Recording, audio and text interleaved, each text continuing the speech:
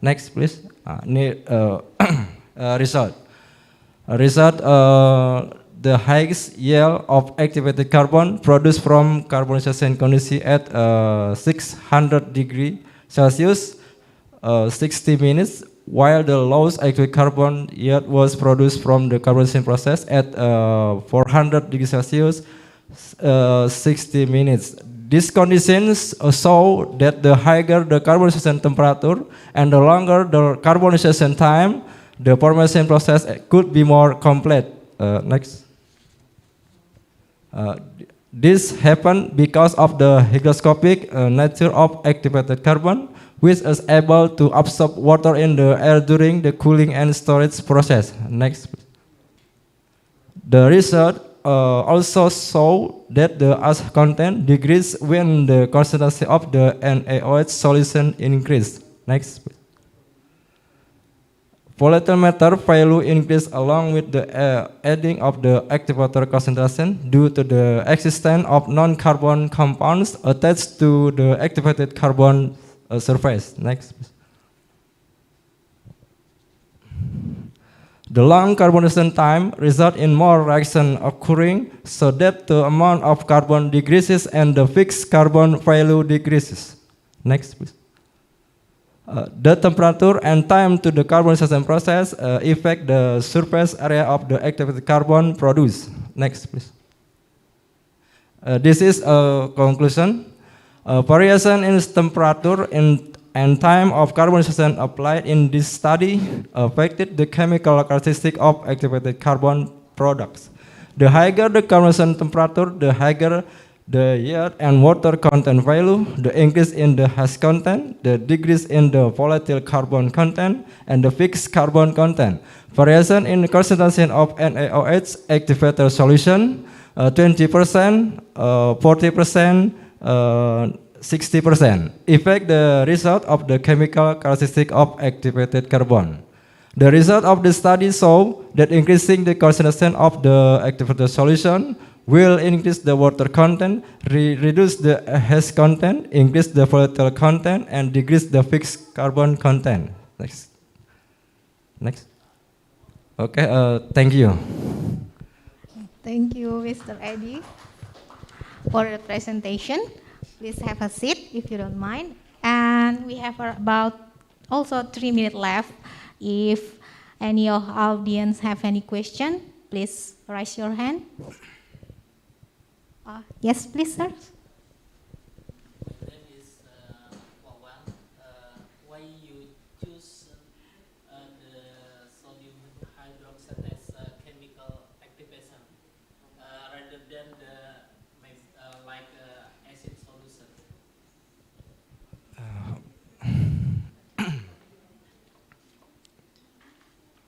Why you choose the sodium hydroxide as a chemical activation for this carbonization, and yes, just why you choosing the sodium hydroxide rather than the acid solution? You want to increase the surface area or something like that? Maybe question mungkin answered by collaborator Eva. Please.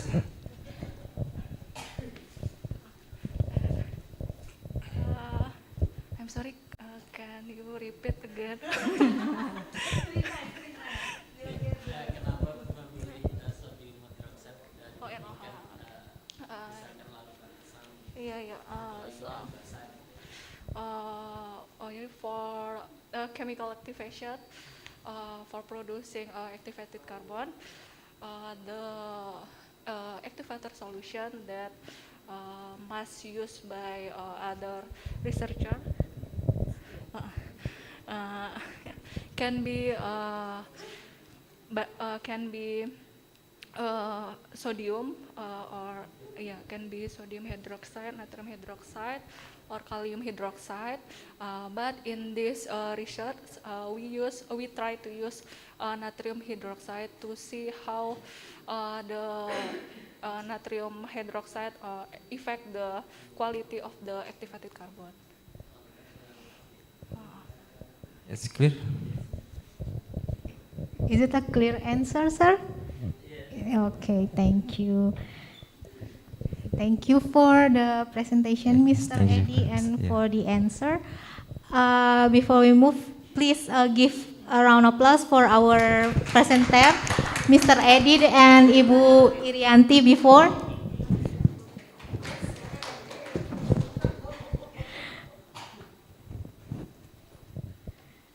Now, for the next presenters, please welcome Ms. Arimaulifa Hadaputri will present synthesis and characterization of MOF activated carbon composite on carbon dioxide absorption.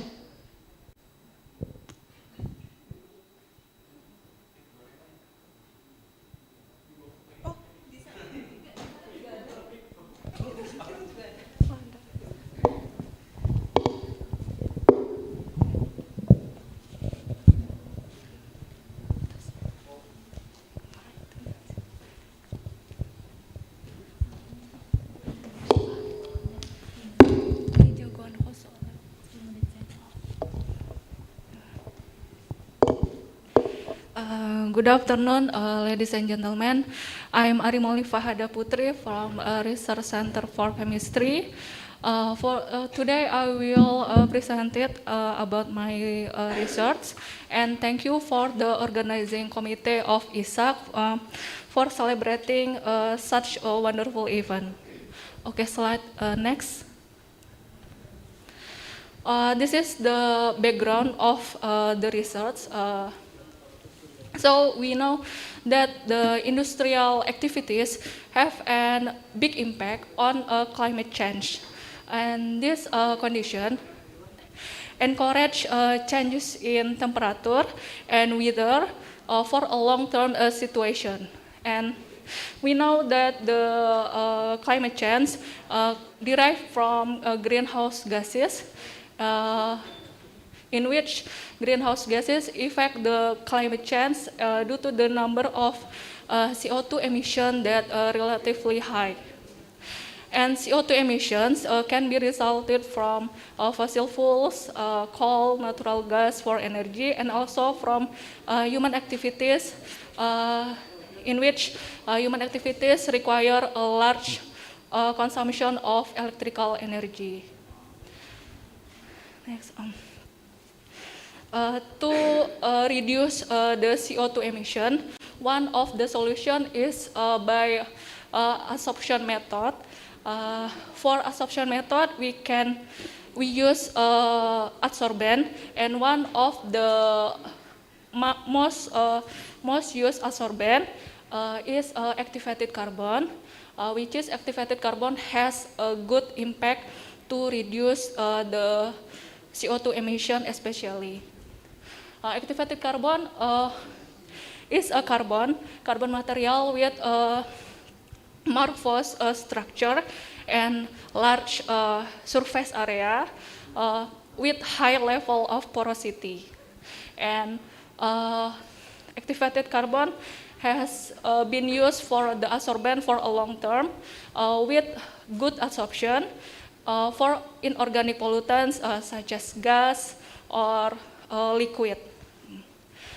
But in operation, activated carbon requires a high partial pressure of carbon dioxide to be effective in absorption process. So many research have been developed to improve the performance of activated carbon as an adsorbent. Okay, next. And beside activated carbon, we have known that other adsorbent that also used for gas absorption.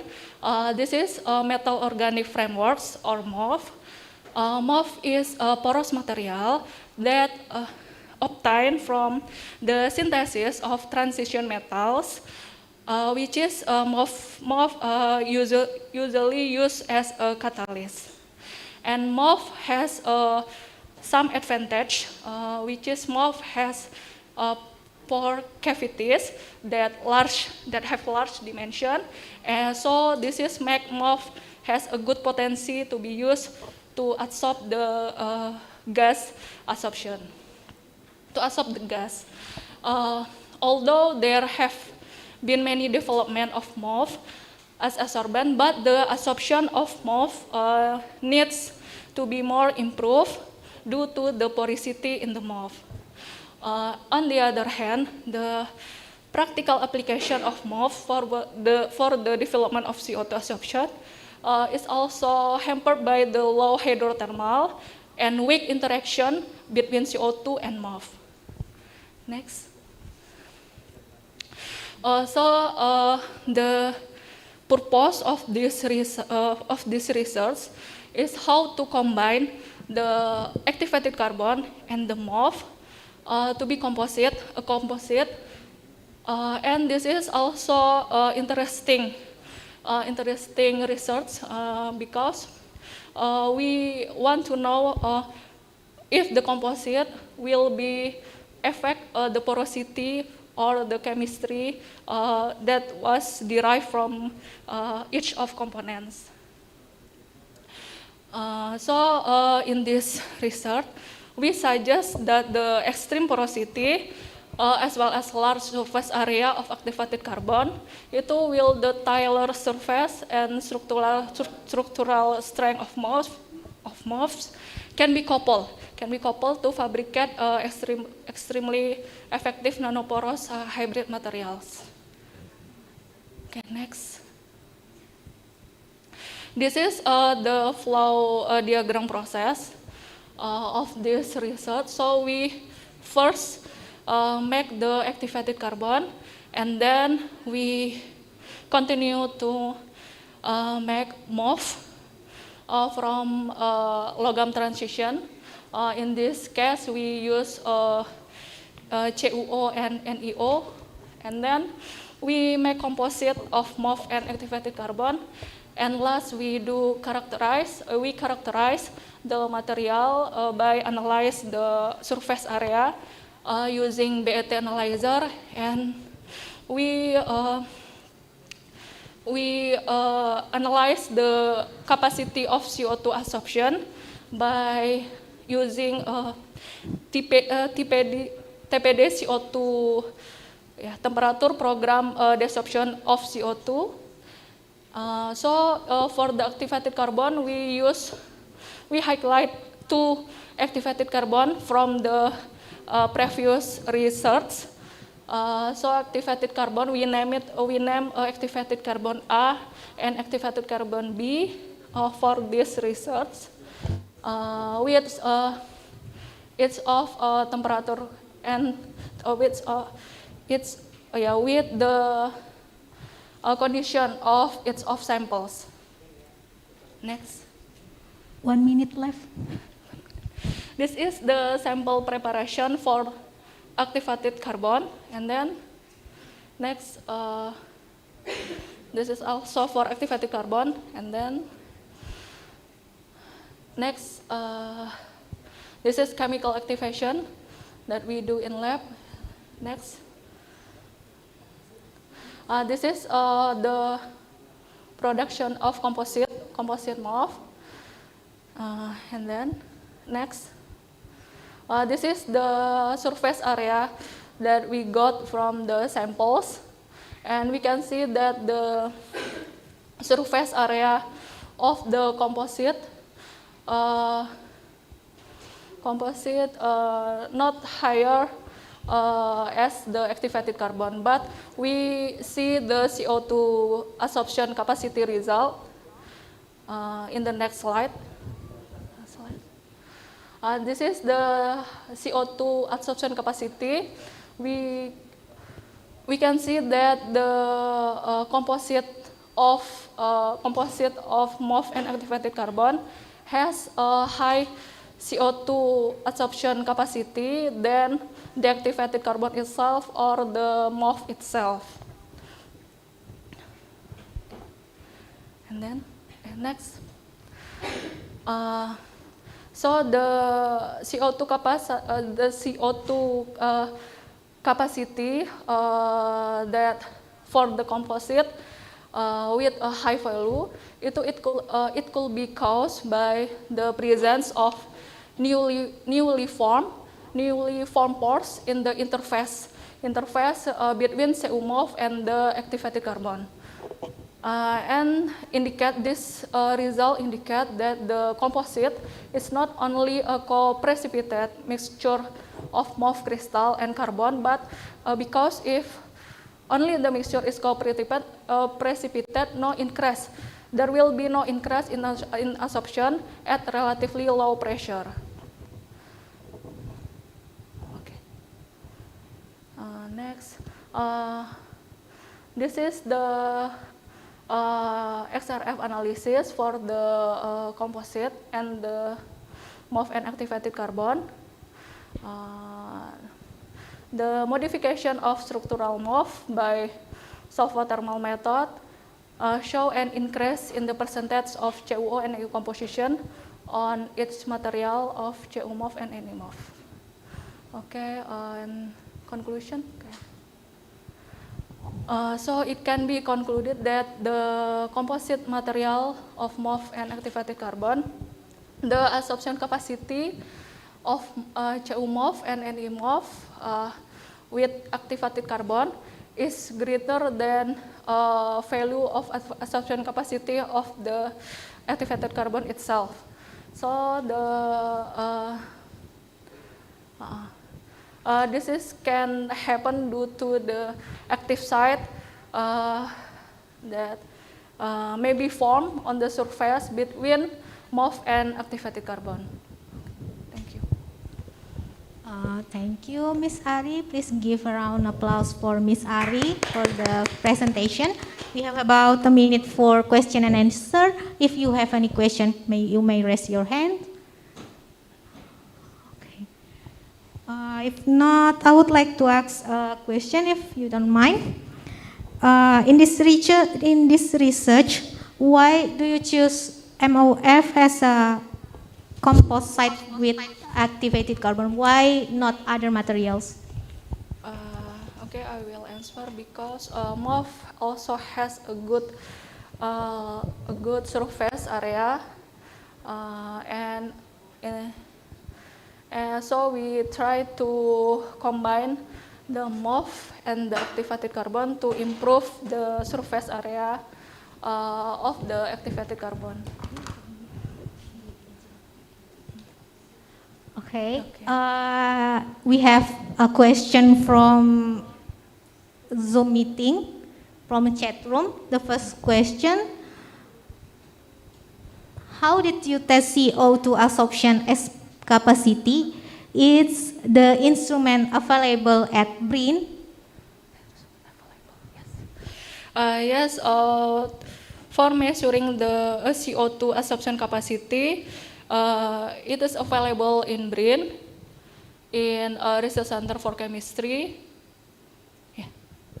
Oh, yes. For the question, we can ask the audience to check at elsabrin.go.id to find more information about this instrument. Thank you, Ms. Ari. Now we move to the next presenter. Please welcome Mr. Fikri Ahmad Furqon. Will present about microwave mixed acid digestion method using nitric acid, sulfuric acid, nitric for determination of graphite impurities.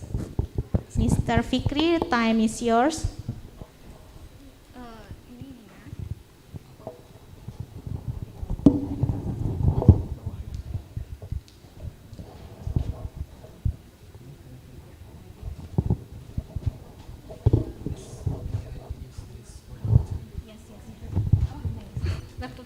Bisa ditaruh? Okay, sure. Oh, of course.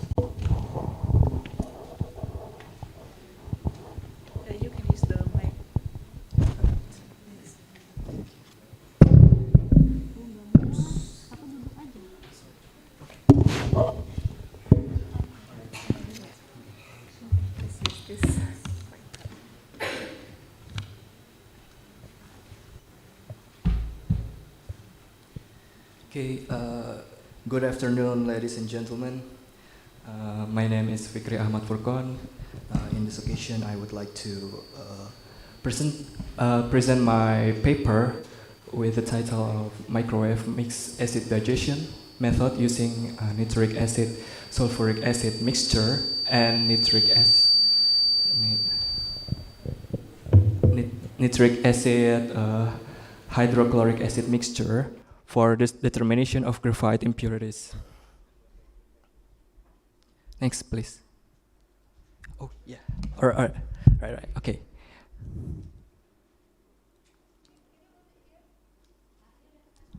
Oops. Okay. Okay. The first. Okay. The first slide is about how about this content I would like to discuss is about introduction, methodology, results and discussions, conclusions and references.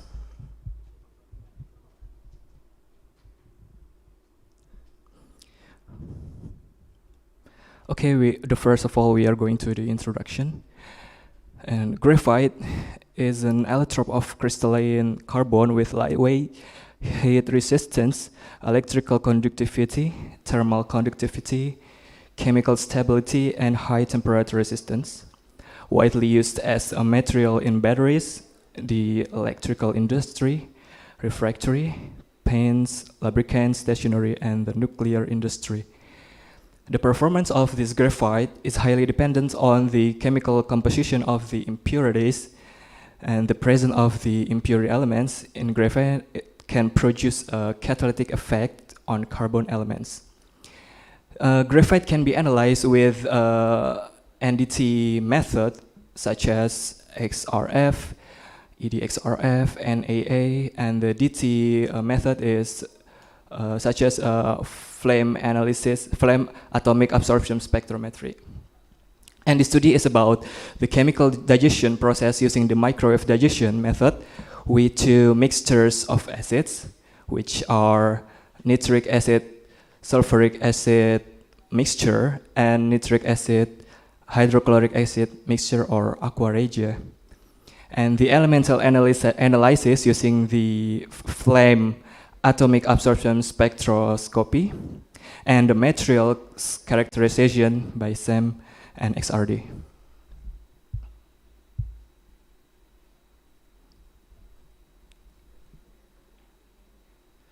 Now we are going to the methodology. This is the material and tools that are used in this research. The natural graphite we obtained from Kalimantan, from the one of the mine in Kalimantan, and so we also analyze it on the XRD, XRF, SEM, and NAA. And this is the flow chart. And this research is started by putting natural graphite, with the mixture of acids into the vessel, and then the microwave digesting is used with certain setting which will be mentioned in the next slide. And then we obtain two outputs here. We obtain the solid phase and we obtain the liquid phase. The solid phase we characterize with the XRD, XRF, and SEM and AA. For the NAA test, we were not carried out directly, but only compared with the results of other papers from the exactly same sample, where the authors also came from one of us.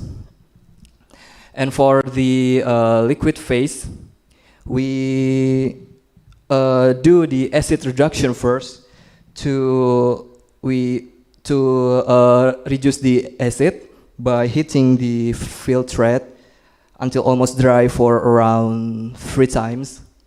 And then the filtrate or the liquid phase is analyzed with the flame AAS. And so we got all the data. So this is how we set the microwave digestion system for these 2 distinctive of acid mixtures. And next, we are going into results and discussion section. The first is this is the impurities content for several testing methods. The FAAS is the destructive testing method. The XRF and the NAA is the non-destructive testing method. From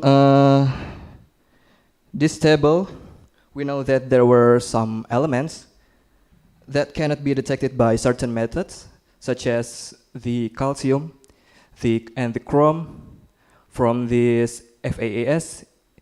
And then the same things happen in the NAA testing. This could be happen because the elements might be below the limit detection limit, or it should be tested by another method. And it might be happen because the order of these analytes is not in their order. For example, it might be detected in parts per billion. And so in this research, we analyze it in the part per million. So it might be analyzed with the other method. And from this table, we know that the copper is the largest impurities in this graphite. Next is and from this table also we know that there are some elements that could not be detected by the NDT method, such as the nickel and the cobalt. So we can use the DT method to analyze these 2 elements.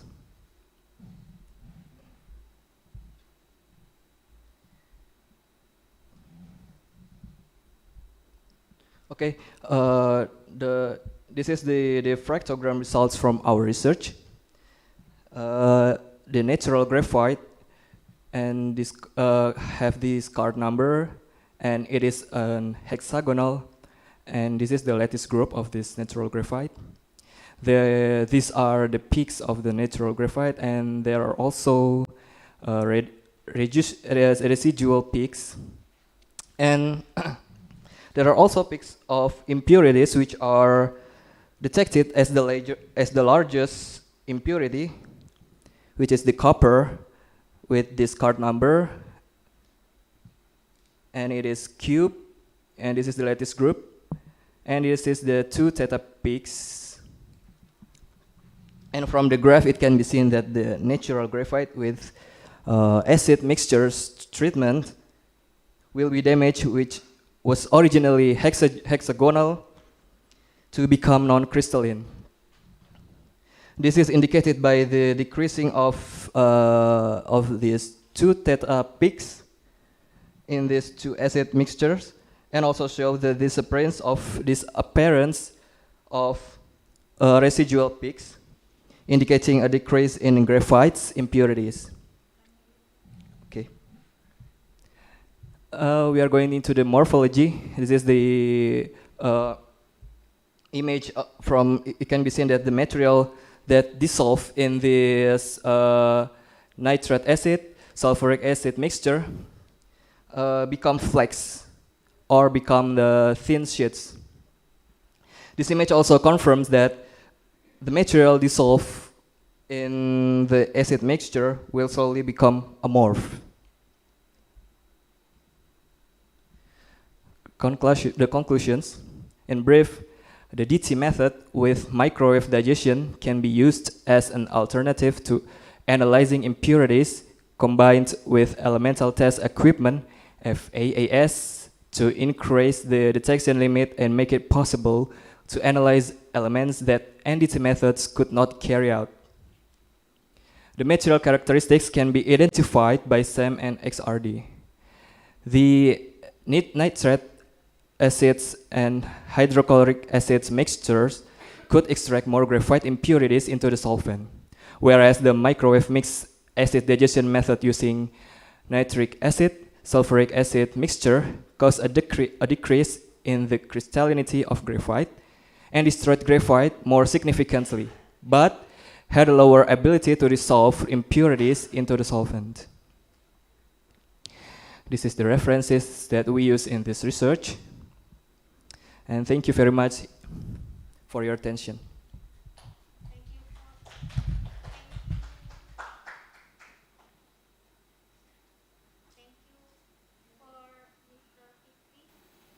We have about 3 minutes left for question and answer.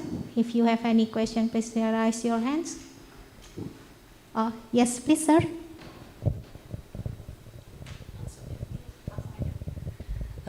Thank you very much for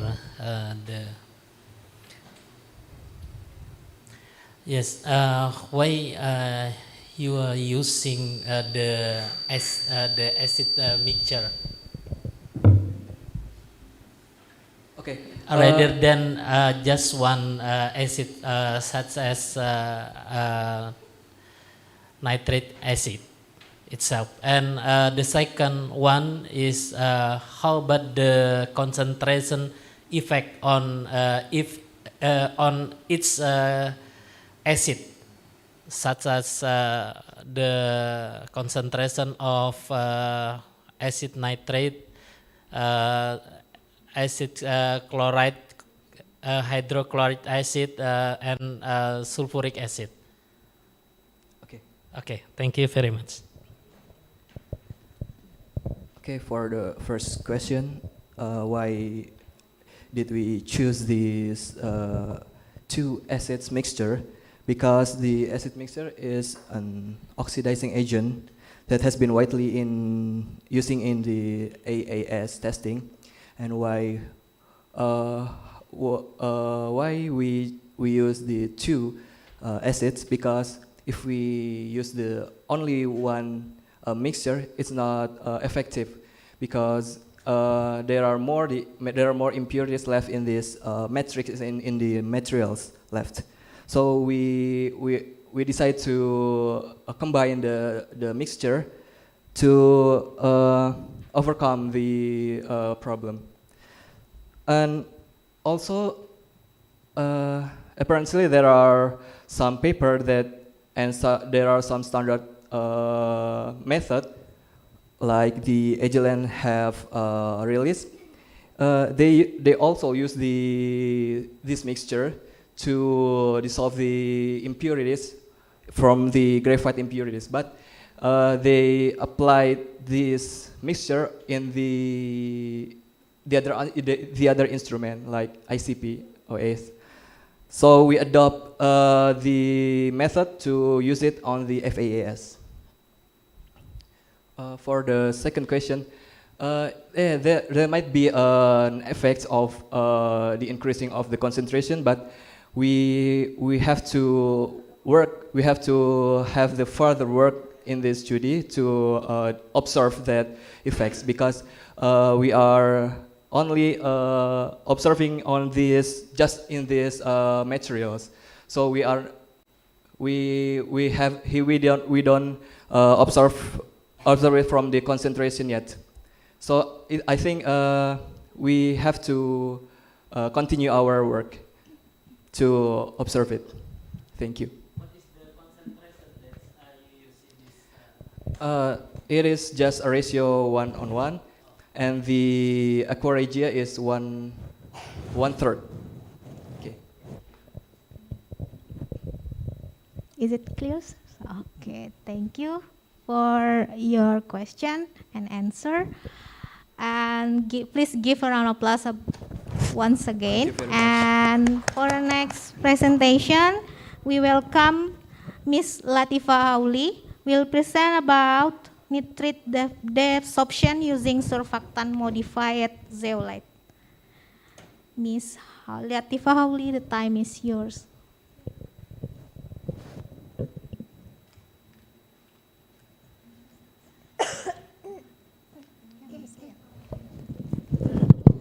Next, preview sama lasernya ini ya. Tapi bisa.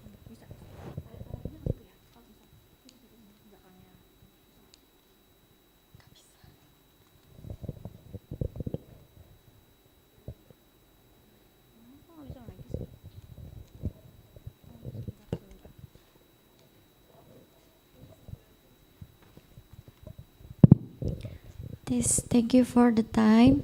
Assalamualaikum warahmatullahi wabarakatuh. My name is Latifa Hauli from Research Center for Chemistry BRIN Indonesia. I'd like to present my research about a nitrate desorption using surfactant modified zeolite. Next. Yes, the nitrogen is a constituent, is often used as a fertilizer to overcome the nutrient limitation for plant growth and can increase the crop yields. But there are some studies report that about 40 until 70% that nitrogen used for a plant in the normal condition, it is released into the environment and cannot be optimally absorbed by plant. So therefore, it can cause the environment pollution. Next. And one of the ways to resolve this problem is use slow release fertilizer.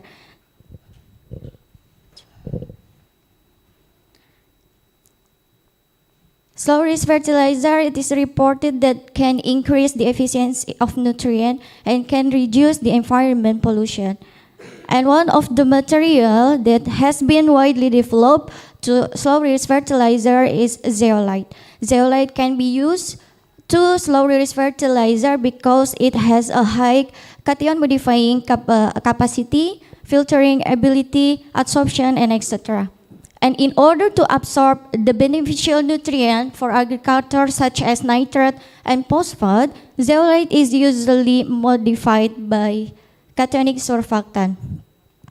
And zeolite, which is modified by cationic surfactant, it can be known by surfactant modified zeolite. It has become a solution to absorb the anionic nutrient such as nitrate and phosphate.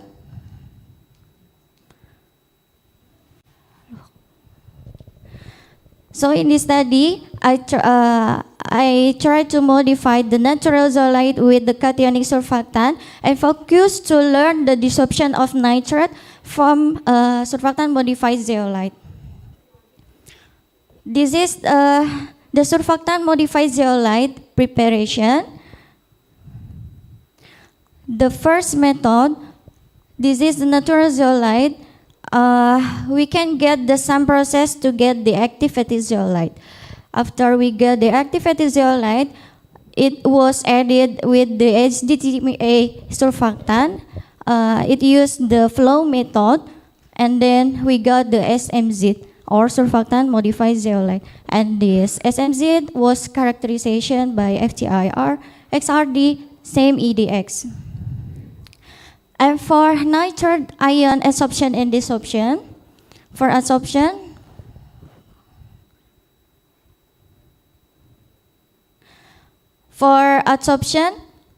NZ and SMZ were added to potassium nitrate, and the flow with the flow method with the flow rate 0.5 milliliter per minute, and we got the nitrate NZ and nitrate SMZ. And the filter product was characterized by UV spectrophotometer. And then for the desorption, nitrate NZ and nitrate SMZ were flowed with the ionized water with the flow method at the time variation. And we got the product, and the filter product was characterized by UVV spectrophotometer. And for desorption kinetics, I use this model, the first order and the second order reaction for the desorption kinetics in this study. And in order to evaluate the accuracy of desorption, we can calculate the standard error of estimate for this reaction desorption with the calculate using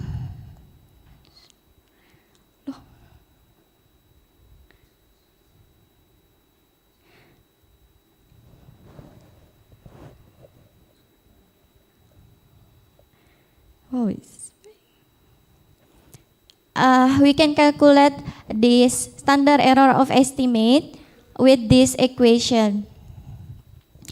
And the results of FTIR characterization, this figure show that the absorption band at this wave number is indicate the stretching 5% of SiOSI, and the absorption band and this wave number indicate the symmetric and symmetric stretching 5% of SiOAL. And the absorption band in this wave number indicate the asymmetric stretching 5% of SiOAL.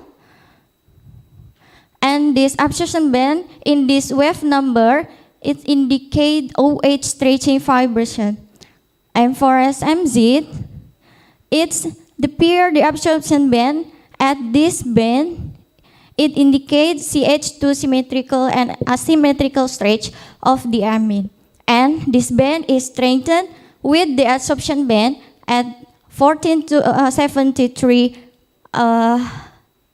wave number. It's indicate the blocking vibration of NC.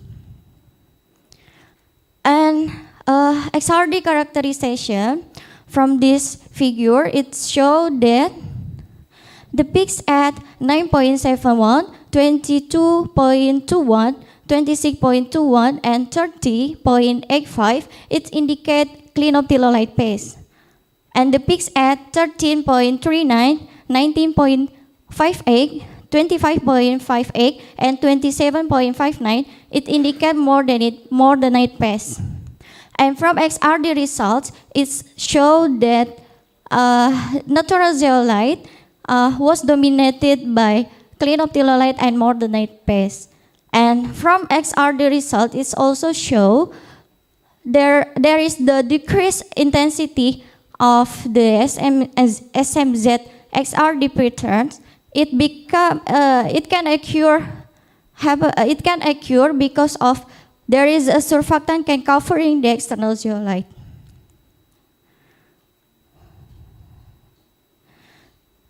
And the results for same EDX characterization. In this image, we can see that for NZ image, there are so many smaller particles. It came from the stake flake shape particle and indicate the morphology of clean optilolite. And for SMZ image, we can see that the small particle is not clearly observed. It show an even shape because there is a formation, the organic layer on the surface. Yes, because this the presence of surfactant on the external zeolite. From EDX result, it's indicate for element O, AL, SI, there is a decreased percent mass after modification by surfactant. It's indicate the effect, there is the effect to the zeolite frame rock. And if we can see ratio SiAl after modification by surfactant, it increased the ratio of SiAl. It indicates that natural zeolite has changed from hydrophilic to hydrophobic. And for element C, we can see that there is increased percent mass after modification with surfactant. It's of course indicate the presence of surfactant, and the decreased percent mass for element Ca, Fa after modification by surfactant, it's indicate there is an ion exchange on the desorption process. And this is a nitrate adsorption and desorption. This is nitrate adsorption from NZ and SMZ. It can this is, we can see that SMZ is more adsorb more nitrate than NZ. It can happen because there is charge interaction between nitrate and surfactant on the surface. And this is the nitrate desorption. We can see from this figure that the nitrate desorption from SMZ, it is released slowly and longer than NZ. It is happen because of there is interaction from nitrate and surfactant. It can be nitrate still available until 24 hours. And from NZ, this is faster, release faster because there is no interaction between nitrate and zeolite. So it can easily carry out away by water flow. And from nitrate desorption kinetics of SMZ, I use the first order reaction kinetic, and this is the first order reaction kinetics nitrate desorption, and this is the second order reaction kinetic.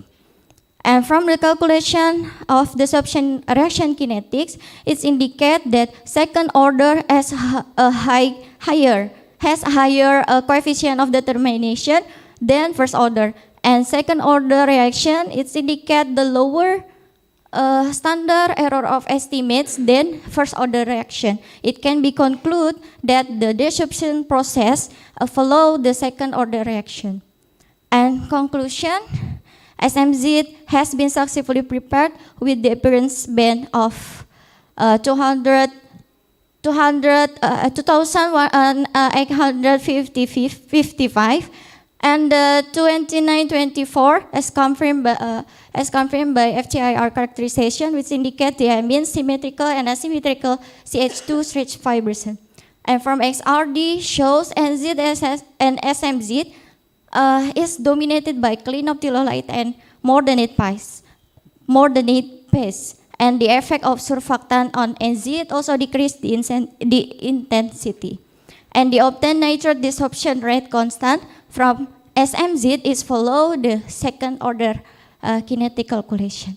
Thank you very much.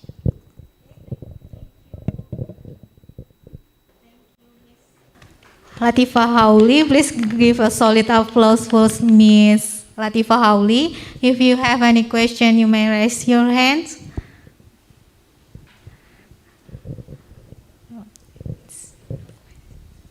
If not, may I ask question? May I ask question? Yes. Okay. In the experimental section, it said that you investigated the effect of the time, but only for desorption. But why only for desorption? Why not absorption as well then, or maybe a cycle of absorption desorption? Because for investigated the desorption, no many research study yet before, and absorption has been studied in many researchers. So I tried to learn desorption of nitrate from surfactant modified zeolite.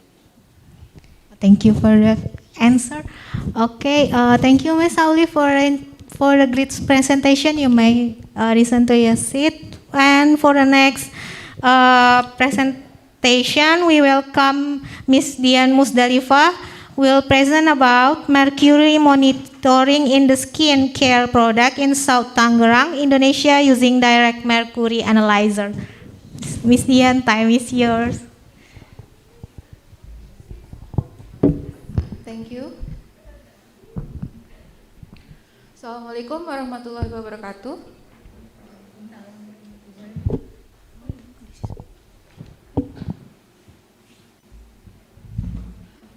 Good afternoon, ladies and gentlemen. My name is Dian Musdalifa.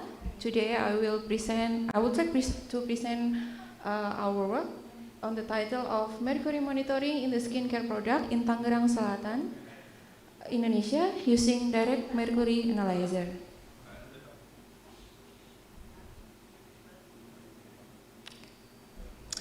As we know, most people in Indonesia, especially women, crave for bright, flawless, and glowing skin. But for us, the Southeast Asian people who genetically have dark yellow complexion, it is not impossible, but we need more effort, persistent effort to get a lighter, healthy skin.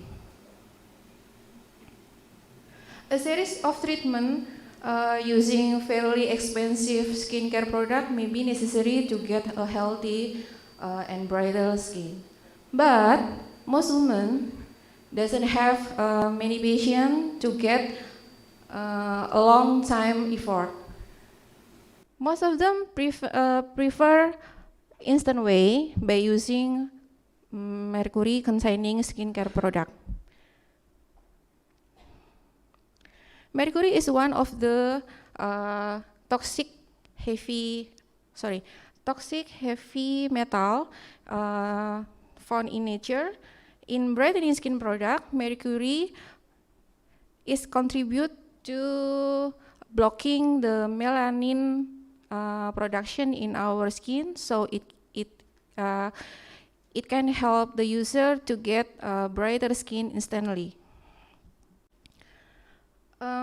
Mercury can be found in the skincare in the form of its inorganic salts such as mercurous chloride or mercuric oxide, and we can know with the name of calomel.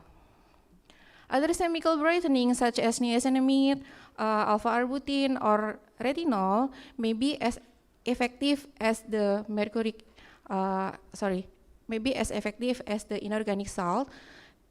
mercuric salt, but most of the manufacturers prefer the mercuric chloride because they are relatively inexpensive.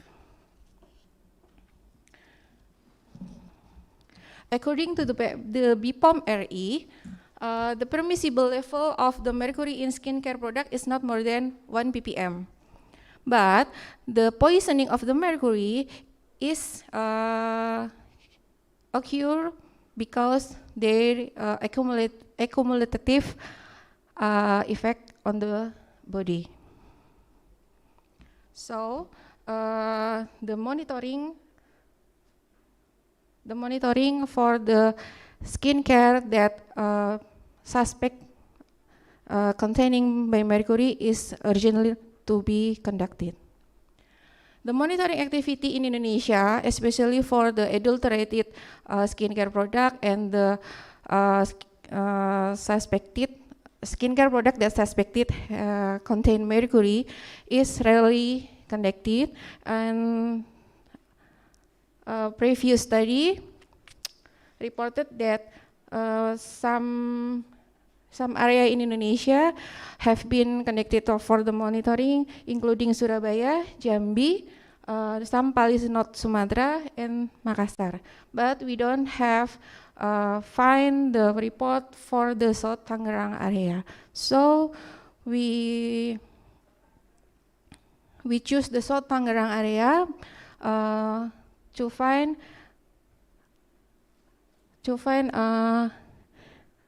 if the toxic skincare has sell in the market.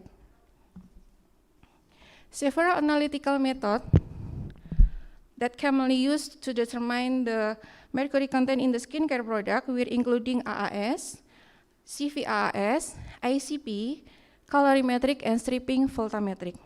Recently, direct mercury analyzer have gained popularity for an analysis of total mercury because of their ability to analyze both liquid and solid matrix effectively, and it comes for a high throughput sample with simple preparation. Several studies also have used direct mercury analyzer to quantify the organic mercury in various sample matrices. So in this work, we use direct mercury analyzer to determine the mercury content of the skincare product. This study will identify 15 skincare products, including body lotion, face moisturizer, and face powder that purchased from cosmetic store at Serpong Market in South Tangerang area. All the tested sample were well-known products that already have BPOM registration number. To ensure the objectivity of the test, the brand names of the 15 skincare products will be blinded. The study began with method validation to determine the validation parameter, including linearity, limit of detection, limit of the quantitation, precision, and accuracy. Then followed by the sample analysis using DMA. For the result, linearity was evaluated by a set of standard solution with concentration ranging from 0.5 to 25 microgram per kilogram, and the linearity expressed as a coefficient of determination, or R square, with a value of 0.9996 was obtained from concentration of 2 to 50 microgram per kilogram, and it will be used for further measurement.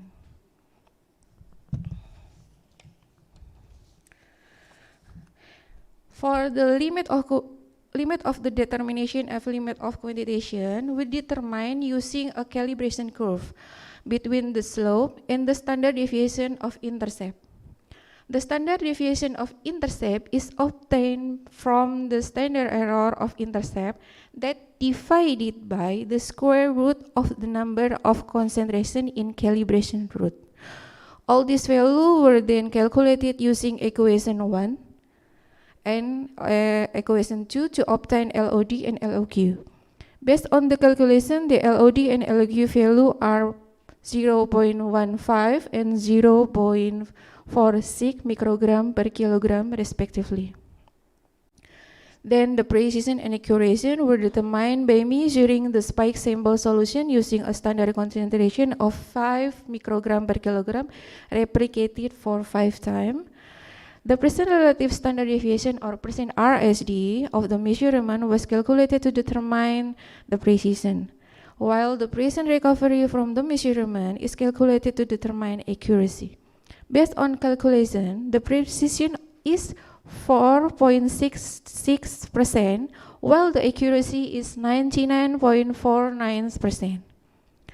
The precision value is still below the maximum acceptable value according to IOAC, which is under 5%, while the accuracy value is still within the range of acceptable value according to the IOAC for concentration between 1 to 10 microgram per kilogram.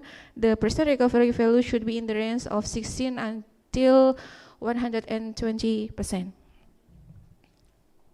Okay, sorry. Yep. Using this method, we found that all monitored samples did not contain mercury, and we assume that all the sample is safe to use by the user. So the conclusion of our work, all the validation parameters of the method are in the acceptable range. LOD and the LOQ of the instrument under the threshold set by BPOM RI, which is under 1 ppm, and Based on the measurement, all the tested skincare product has not contained mercury. Further, this method can be used as a rapid method to determine total mercury in the skincare. Due to its simple preparation procedure and low detection limit, the AMA is potential to be used as a routine screening instrument to determine and quantify total mercury in various sample matrices. So this is the end of my presentation. If you have any question, you can find us at this email. Thank you. Assalamualaikum warahmatullahi wabarakatuh. Please give a round of applause for Ms. Dian Musdalifah. And for the next session, question and answer. If you have any question, please raise your hand. No? Okay. Then I will ask that. Okay. And I would like to ask, how about the mercury content, the mercury in Indonesia or neighbors countries? You mean neighbor country? Mercury content in Indonesian skincare product Compared to other country. Dibandingkan another country. Okay. I think it's relative, yeah, because another country such as Malaysia and Singapore, they have a monitoring system that more tight and more. They do that continuously. And Indonesia, we have a monitoring system, but it will be conducted when we have a case. So, in my opinion, I think Indonesia have more skincare that contain mercury than other country. Thank you for the answer and for the great presentation. You may return to your seat, and we move to the next presenters. The last presenters on this session. Please welcome Mr. Karen Arnan Simon Pelulu, who will present about synthesis biochar of steam distillation on the solid waste cardamom for absorption removal of conglomerate. Mr. Karen, time is yours.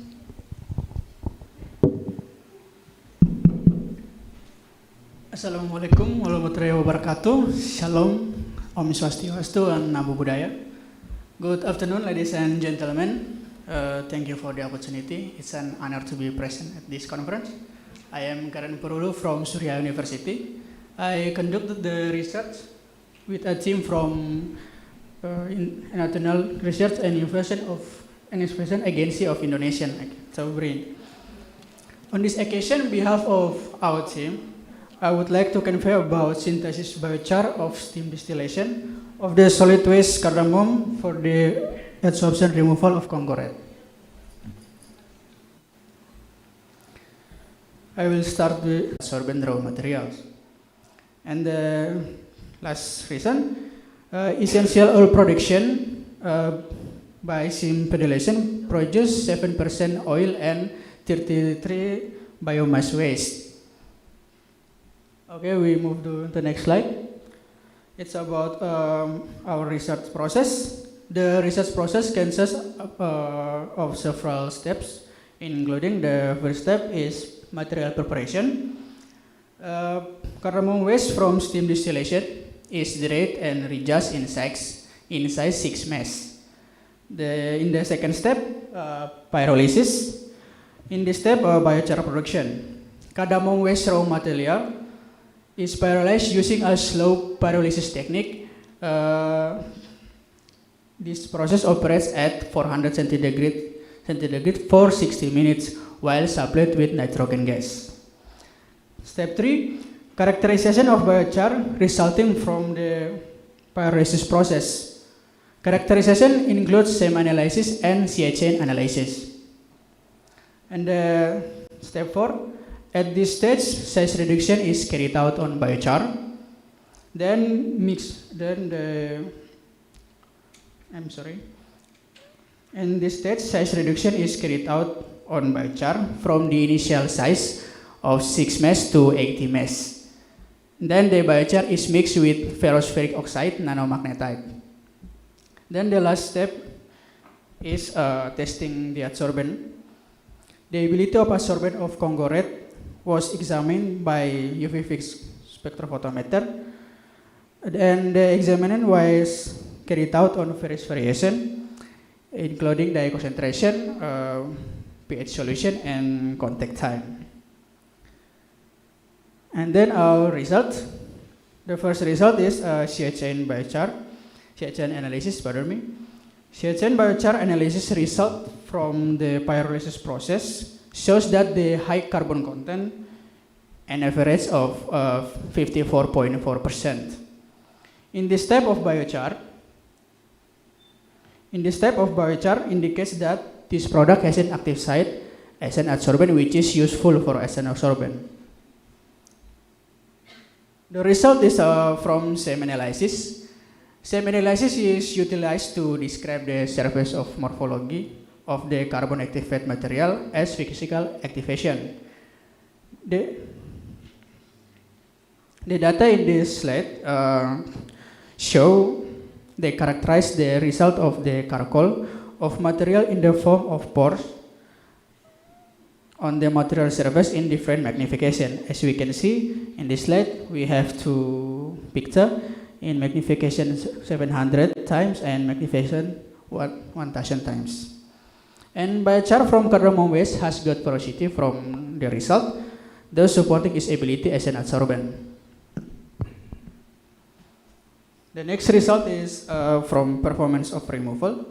In here, performance of removal means the ability of the adsorbent to adsorb the dyes.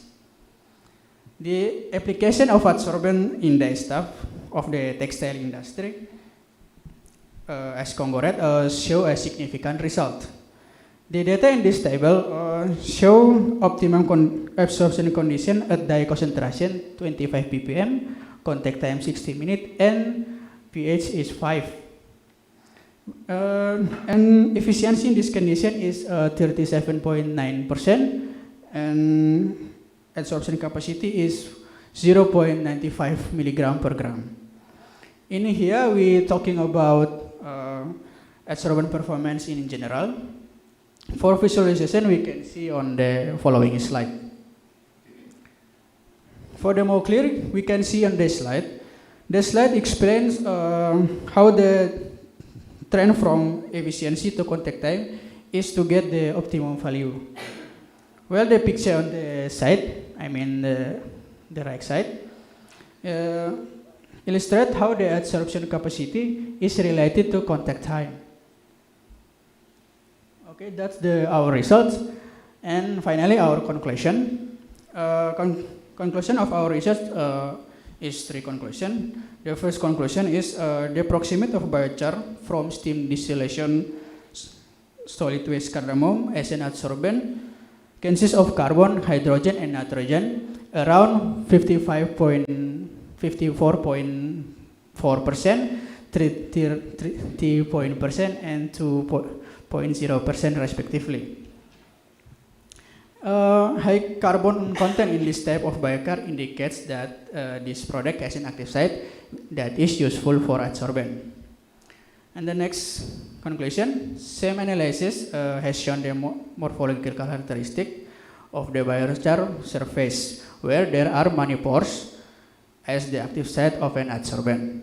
And the last conclusion, the application of adsorbent in dye stuff of the textile industry as Congo red occurred significant result, and the optimum adsorbent condition at the concentration 25 ppm, contact time 60 minutes, and pH 5, which is acid condition. And also efficiency removal is 37.9%. So this is the end of our presentation. Thank you for your attention, ladies and gentlemen. Thank you, Mr. Karan. Please give a big applause for Mr. Karan. And we still have time for question and answer session. If you have any question, yes, please, sir.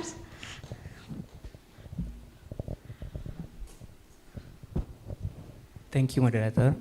My name is Hafiz Prasetya. I'm from Research Center for Chemistry. I have one question for Mr. Karen. The question is, how is the efficiency of our absorbent without the addition of Fa3O4? Thank you. Thank you for the question. It's a nice question, Mr. Hafiz. The question is about how about efficiency of our adsorbent without addition of ferrous oxide? I will answer. Activated carbon contains 85 to 95% carbon.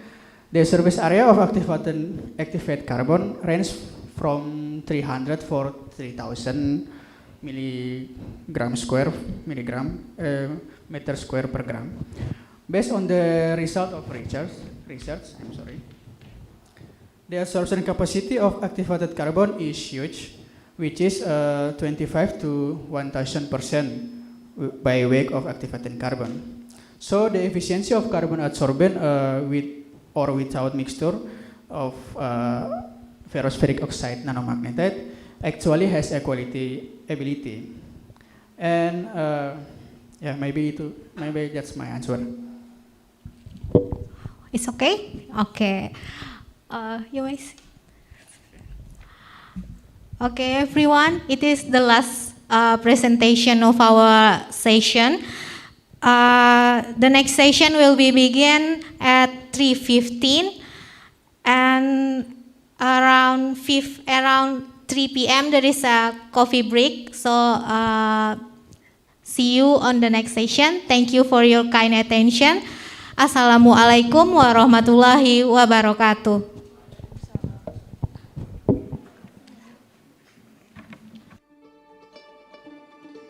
Research is our strength to overcome any limitations. Innovation is the guiding vision that drives us towards the future. We cannot face this alone. We must stand together to make our vision a reality.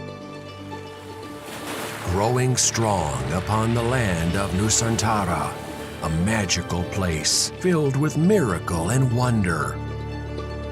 A land spanning 2 continents and 2 oceans, rich in culture and biodiversity. We and Indonesia are the necessary combination to realize the grand visions of the future.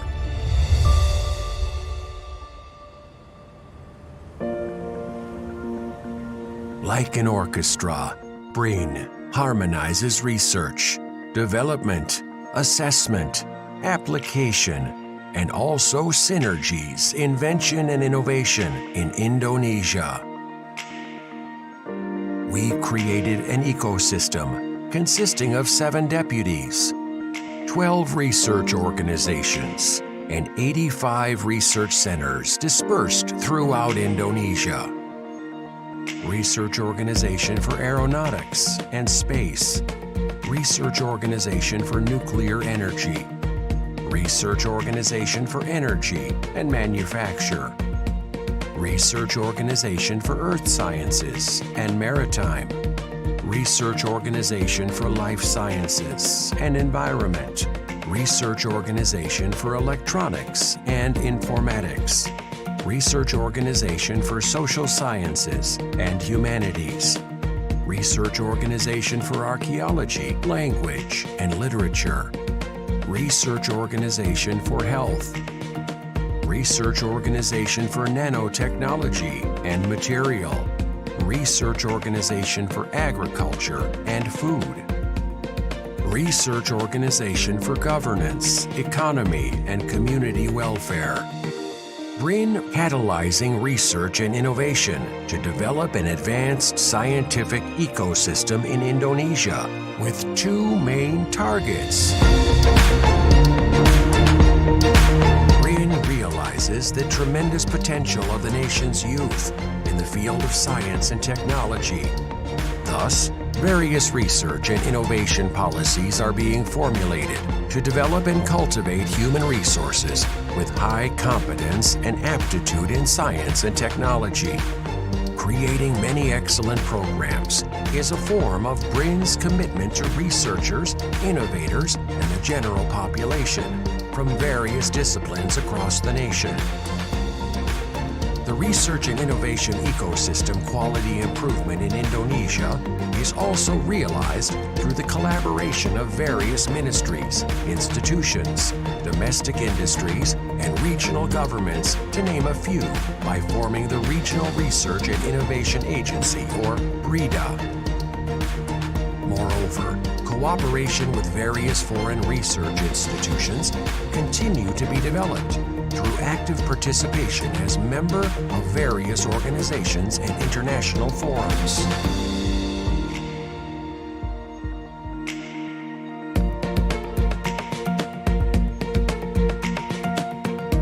BRIN organizes research into a more effective and efficient process by integrating human resources, infrastructure, and budget from various research and development institutions.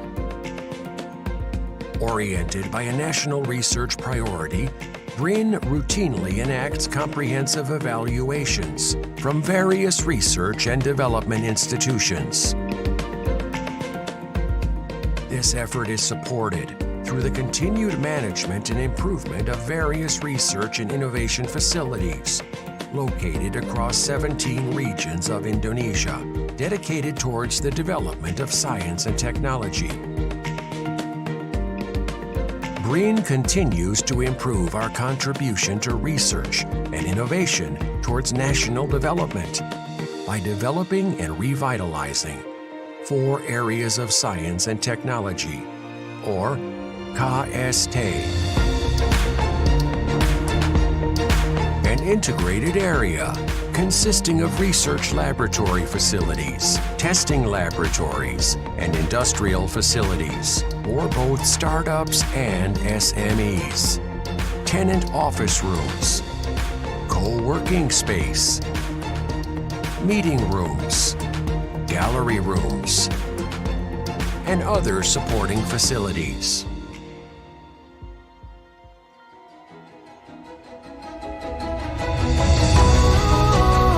BRIN is here to manifest the future of a golden Indonesia 2045 by consolidating science and technology resources and creating a resource ecosystem and research-based economical foundation. Transforming Indonesia as a global reference in the development and application of science and technology practices and the good of humankind. Nature is the source of inspiration. Knowledge is the foundation, and to be put in praxis for the sake of the nation.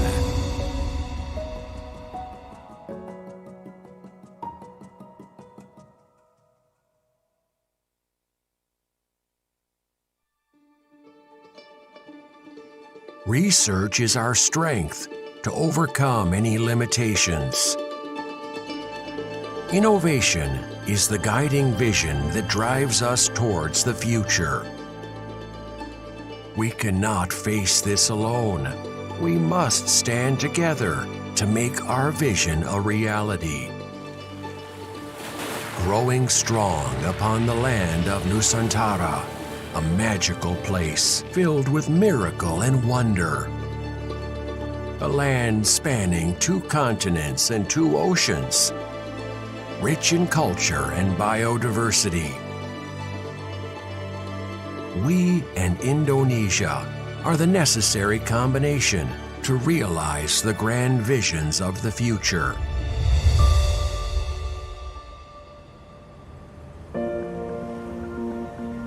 Like an orchestra, BRIN harmonizes research, development, assessment, application, and also synergies, invention, and innovation in Indonesia.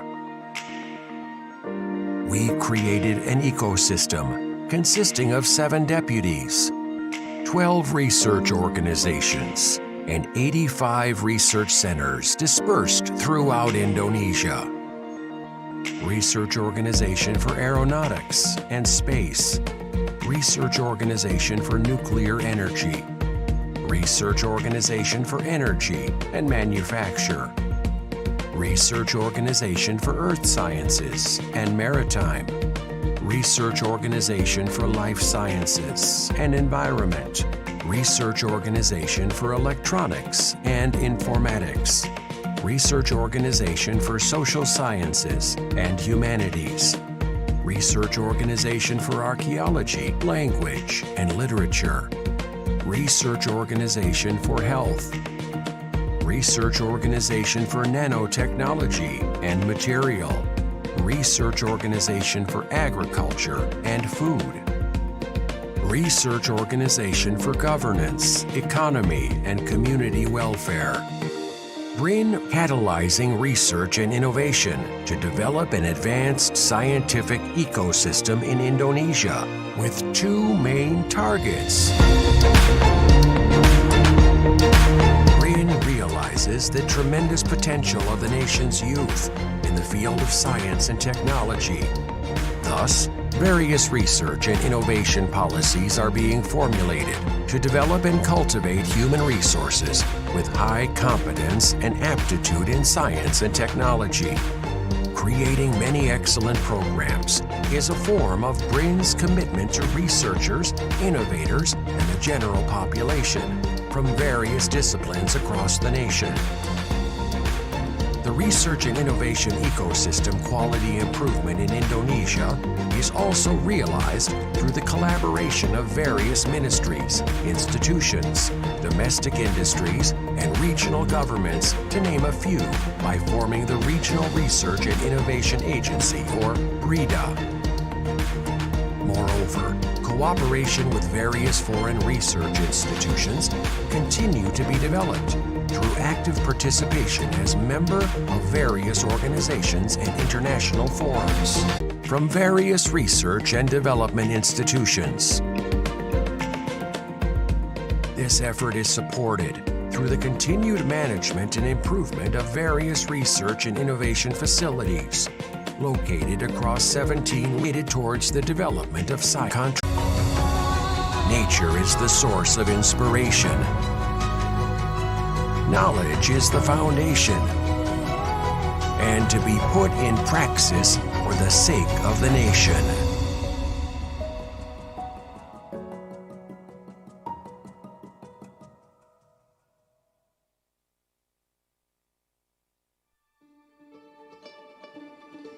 Research is our strength to overcome any limitations. Innovation is the guiding vision that drives us towards the future. We cannot face this alone. We must stand together to make our vision a reality. Growing strong upon the land of Nusantara, a magical place filled with miracle and wonder. A land spanning 2 continents and 2 oceans, rich in culture and biodiversity. We and Indonesia are the necessary combination to realize the grand visions of the future.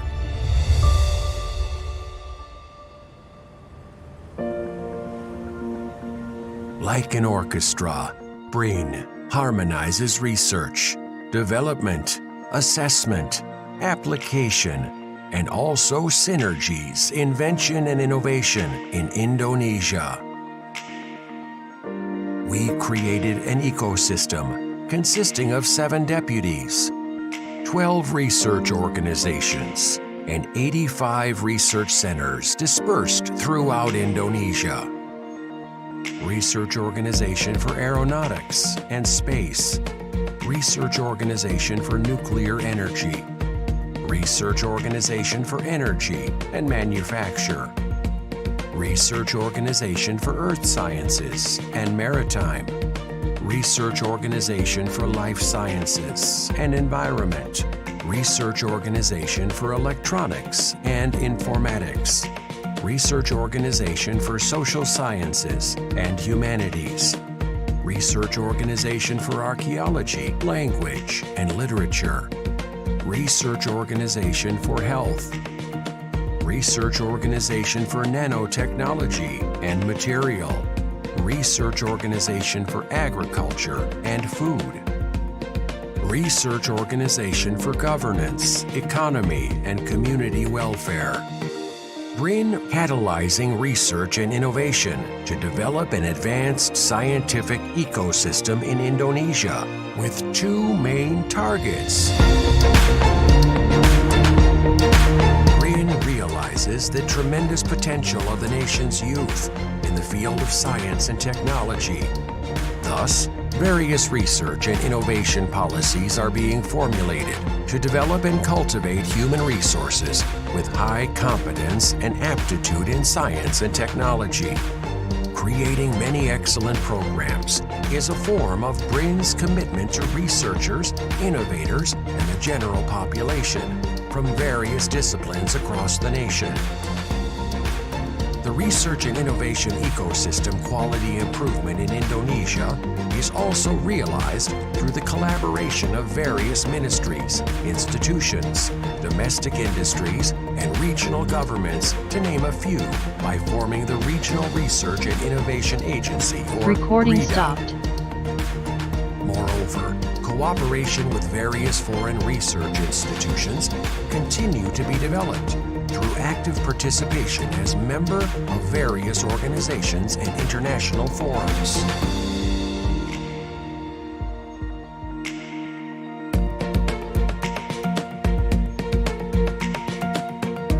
BRIN organizes research into a more effective and efficient process by integrating human resources, infrastructure, and budget from various research and development institutions. Oriented by a national research priority, BRIN routinely enacts comprehensive evaluations from various research and development institutions. This effort is supported through the continued management and improvement of various research and innovation facilities located across 17 regions of Indonesia, dedicated towards the development of science and technology. BRIN continues to improve our contribution to research and innovation towards national development by developing and revitalizing 4 areas of science and technology, or KST. An integrated area consisting of research laboratory facilities, testing laboratories, and industrial facilities for both startups and SMEs, tenant office rooms, co-working space, meeting rooms, gallery rooms, and other supporting facilities.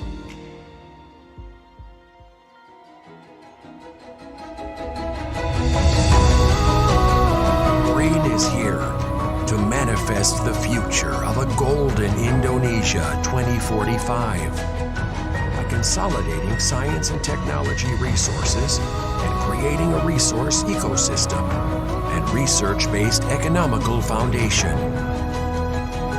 Transforming Indonesia as a global reference in the development and application of science and technology practices and the good of humankind.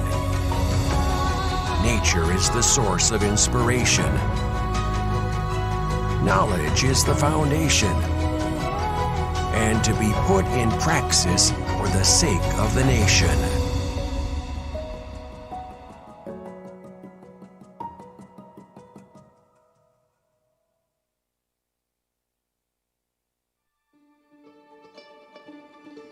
Research is our strength to overcome any limitations. Innovation is the guiding vision that drives us towards the future. We cannot face this alone. We must stand together to make our vision a reality. growing strong upon the land of Nusantara, a magical place filled with miracle and wonder.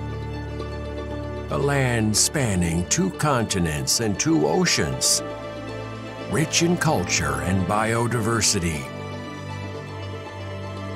We and Indonesia are the necessary combination to realize the grand visions of the future.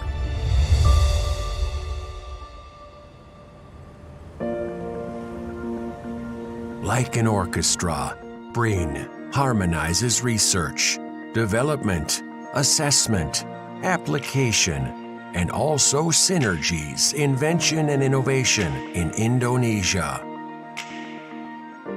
We created an ecosystem consisting of 7 deputies, 12 research organizations, and 85 research centers dispersed throughout Indonesia. Research Organization for Aeronautics and Space, Research Organization for Nuclear Energy, Research Organization for Energy and Manufacture, Research Organization for Earth Sciences and Maritime, Research Organization for Life Sciences and Environment, Research Organization for Electronics and Informatics, Research Organization for Social Sciences and Humanities, Research Organization for Archaeology, Language, and Literature, Research Organization for Health, Research Organization for Nanotechnology and Material, Research Organization for Agriculture and Food, Research Organization for Governance, Economy, and Community Welfare. BRIN catalyzing research and innovation to develop an advanced scientific ecosystem in Indonesia with 2 main targets. BRIN realizes the tremendous potential of the nation's youth in the field of science and technology. Thus, various research and innovation policies are being formulated to develop and cultivate human resources with high competence and aptitude in science and technology. Creating many excellent programs is a form of BRIN's commitment to researchers, innovators, and the general population from various disciplines across the nation. The research and innovation ecosystem quality improvement in Indonesia is also realized through the collaboration of various ministries, institutions, domestic industries, and regional governments, to name a few, by forming the Regional Research and Innovation Agency, or RIDA. Moreover, cooperation with various foreign research institutions continue to be developed through active participation as member of various organizations and international forums.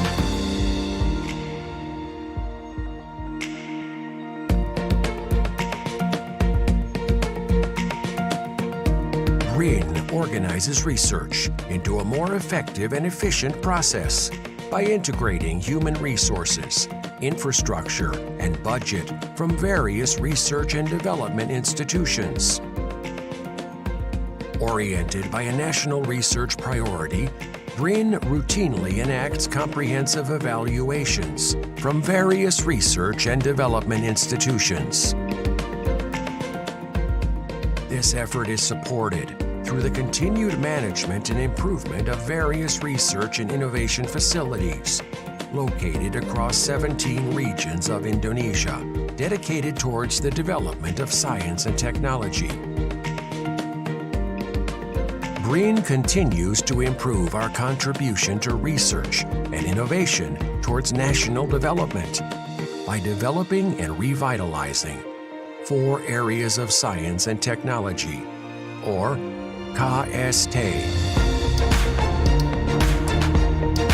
An integrated area consisting of research laboratory facilities, testing laboratories, and industrial facilities for both startups and SMEs, tenant office rooms, co-working space, meeting rooms, gallery rooms, and other supporting facilities.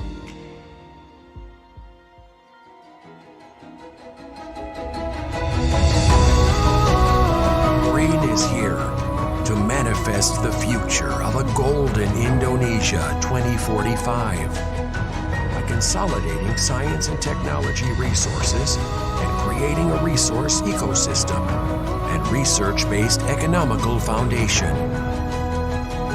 Transforming Indonesia as a global reference in the development and application of science and technology, practices, and the good of humankind. Nature is the source of inspiration. Knowledge is the foundation, and to be put in praxis for the sake of the nation.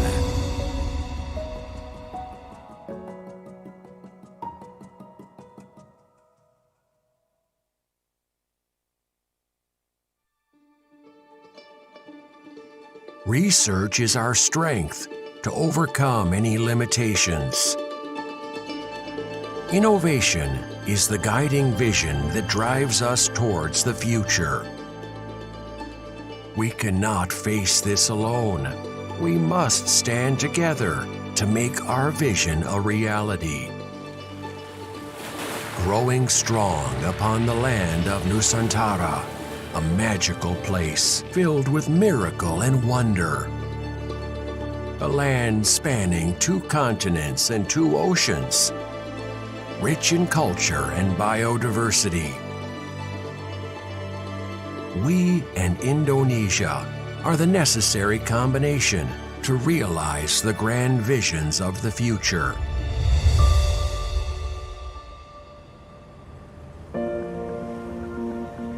Like an orchestra, BRIN harmonizes research, development, assessment, application, and also synergies, invention, and innovation in Indonesia. We created an ecosystem consisting of 7 deputies, 12 research organizations, and 85 research centers dispersed throughout Indonesia. Research Organization for Aeronautics and Space, Research Organization for Nuclear Energy, Research Organization for Energy and Manufacture, Research Organization for Earth Sciences and Maritime, Research Organization for Life Sciences and Environment, Research Organization for Electronics and Informatics, Research Organization for Social Sciences and Humanities, Research Organization for Archaeology, Language, and Literature, Research Organization for Health, Research Organization for Nanotechnology and Material, Research Organization for Agriculture and Food, Research Organization for Governance, Economy, and Community Welfare. BRIN catalyzing research and innovation to develop an advanced scientific ecosystem in Indonesia with 2 main targets. BRIN realizes the tremendous potential of the nation's youth in the field of science and technology.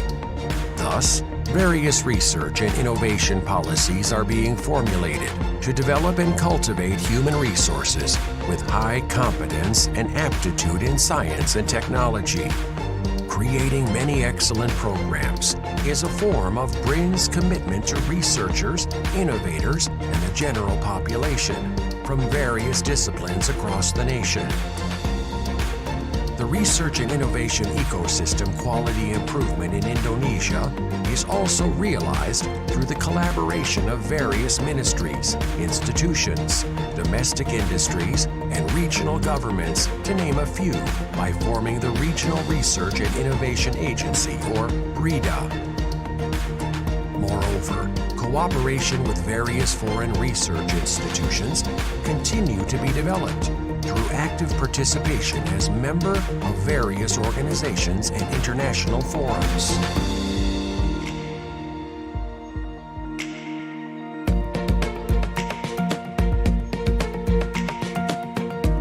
BRIN organizes research into a more effective and efficient process by integrating human resources, infrastructure, and budget from various research and development institutions. Oriented by a national research priority, BRIN routinely enacts comprehensive evaluations from various research and development institutions. This effort is supported through the continued management and improvement of various research and innovation facilities located across 17 regions of Indonesia, dedicated towards the development of science and technology. BRIN continues to improve our contribution to research and innovation towards national development by developing and revitalizing 4 areas of science and technology, or KST. An integrated area consisting of research laboratory facilities, testing laboratories, and industrial facilities for both startups and SMEs, tenant office rooms, co-working space, meeting rooms, gallery rooms, and other supporting facilities.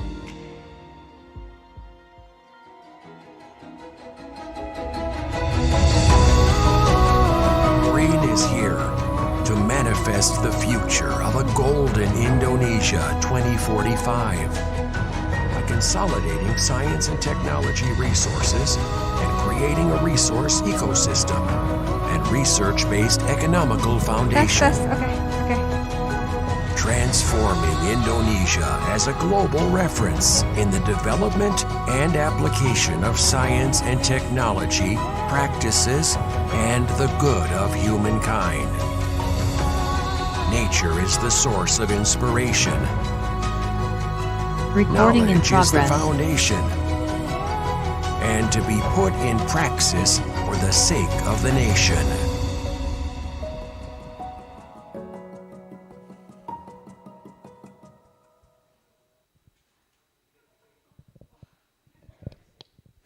Okay.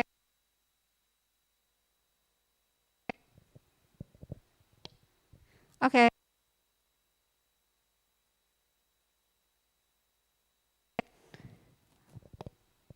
Test. Okay. Hello, everyone. Good afternoon or good evening. Thank you for still in this room. And now we will resume to our next session for our parallel session, which is parallel session 2 in breakout room A. And before we started, please, we would like to advise that all the presenter use this mic, so this podium during their presenter, and using the pointer that we provide to all the presenters. So for the first presenter, I would like to invite Mr. Hafiz Prasetya for his research about the characteristics of adsorbent material from rice husk activated charcoal incorporated in rain garden column without plans to reduce river water turbidity. Mr. Hafiz, you have 10 minutes. I will remind you if your time is up. Thank you.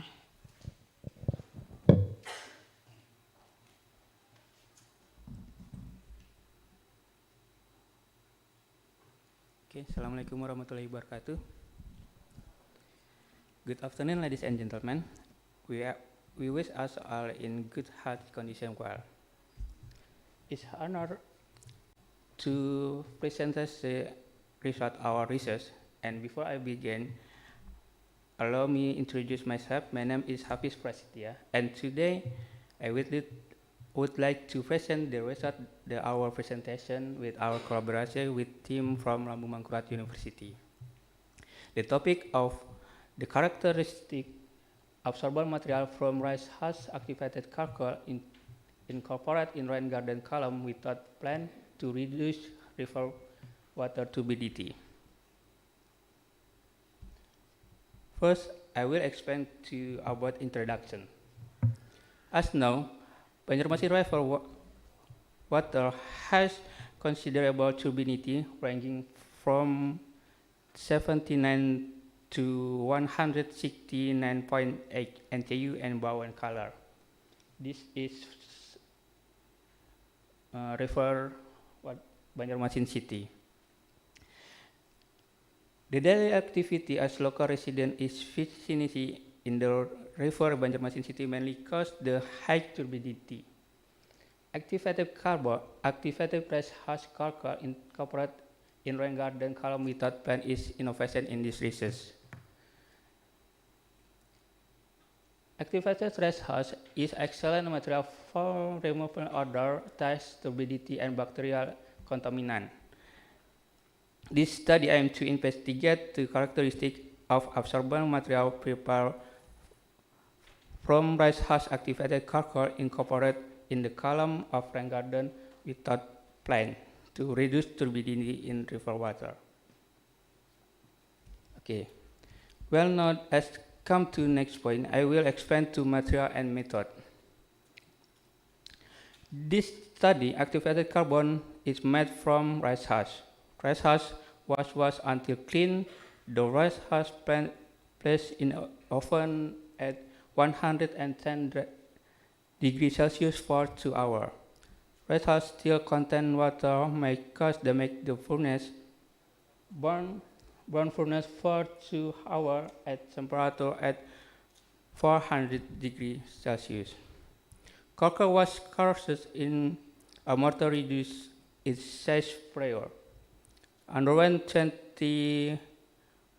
20-hour chemical activation process.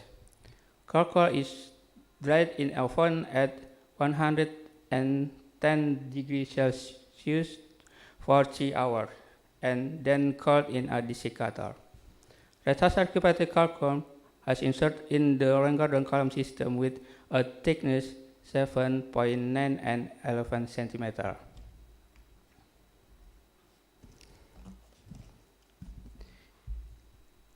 In the experiment, which from a column, the water taken come from the river at turbidity level 13.1 NTU.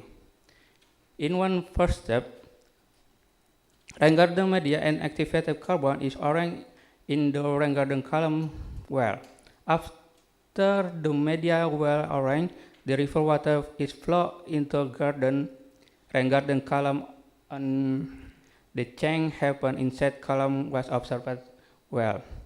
Especially for carbon media, further observation will be made with SEM.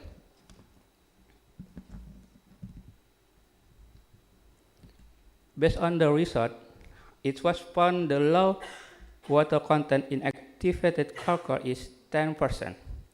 The ash content was also found to be relatively low, which is approximate 4%. This activated temp is correct to the low ash content. Absorption of iodine by activated charcoal rice hash was 875.6 mg per gram. Activated charcoal surface area is directly related to how well is absorbed iodine. Well, now I'd like to elaborate on figure 1. Figure 1 SEM display an edge layer image. The right has activated charcoal, providing information about the surface morphology and activated charcoal. To the test attempt determine the surface morphology structure and activated charcoal rice hash. The result, the SEM image magnification 20,000. Them suggests that activated charcoal rice hash has high porosity with many micro-size pores. This is many micropore.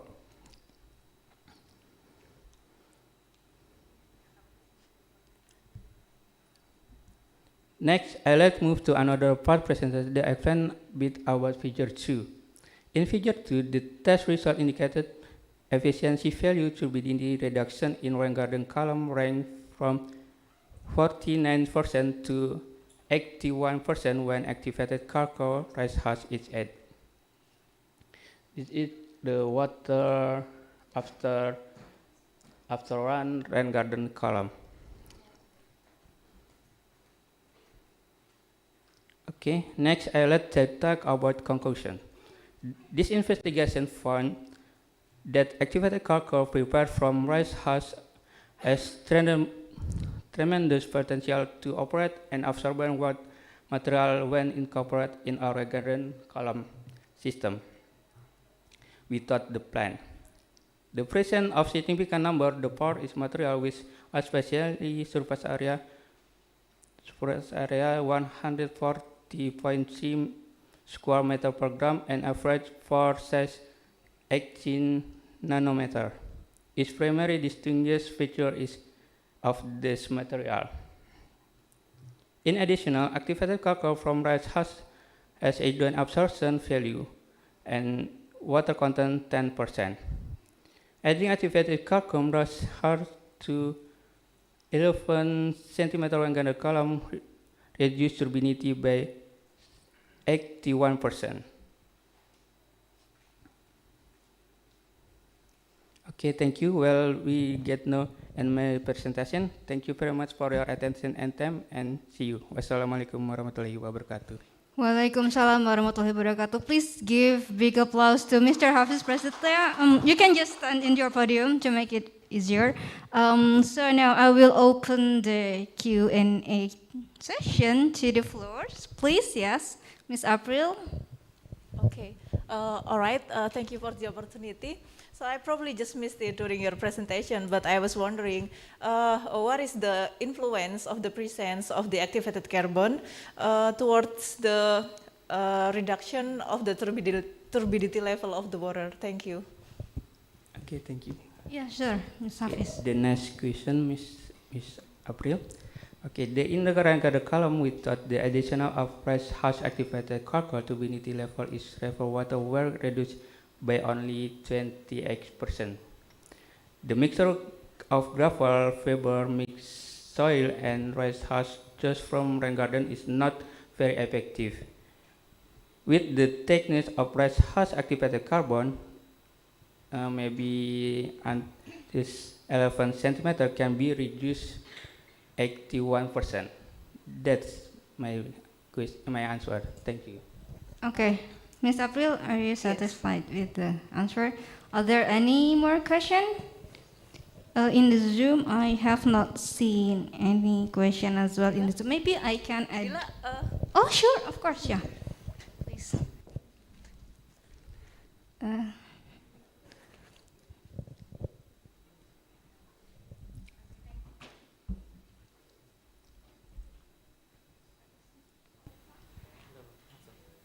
Test, okay. Okay, thank you for the time. It is interesting for the prepare the activity carbon and put in the column for the turbidity. So how about the stability of the carbon? I mean, how long it will be stable and reduce your turbidity, and maybe it's in the application it will be more interactive, and you know how to for the reuse and remove the some organic compound or maybe or other chemical which stuck in your carbon. So maybe that's my question. Thank you. Thank you, Ms. Rianti. The research not be until there is for the process is maybe a long time to go. That I'm so sorry that's not answer your answer in this year, but after this we can discuss about this. Okay, thank you. Okay, are you happy with that answer? Okay, so I think that's enough for your session. Thank you very much for your presentation and your answers. Please give applause again to Mr. Hafiz Prasetya. Thank you. And okay, I think we can move forward to our next presenter.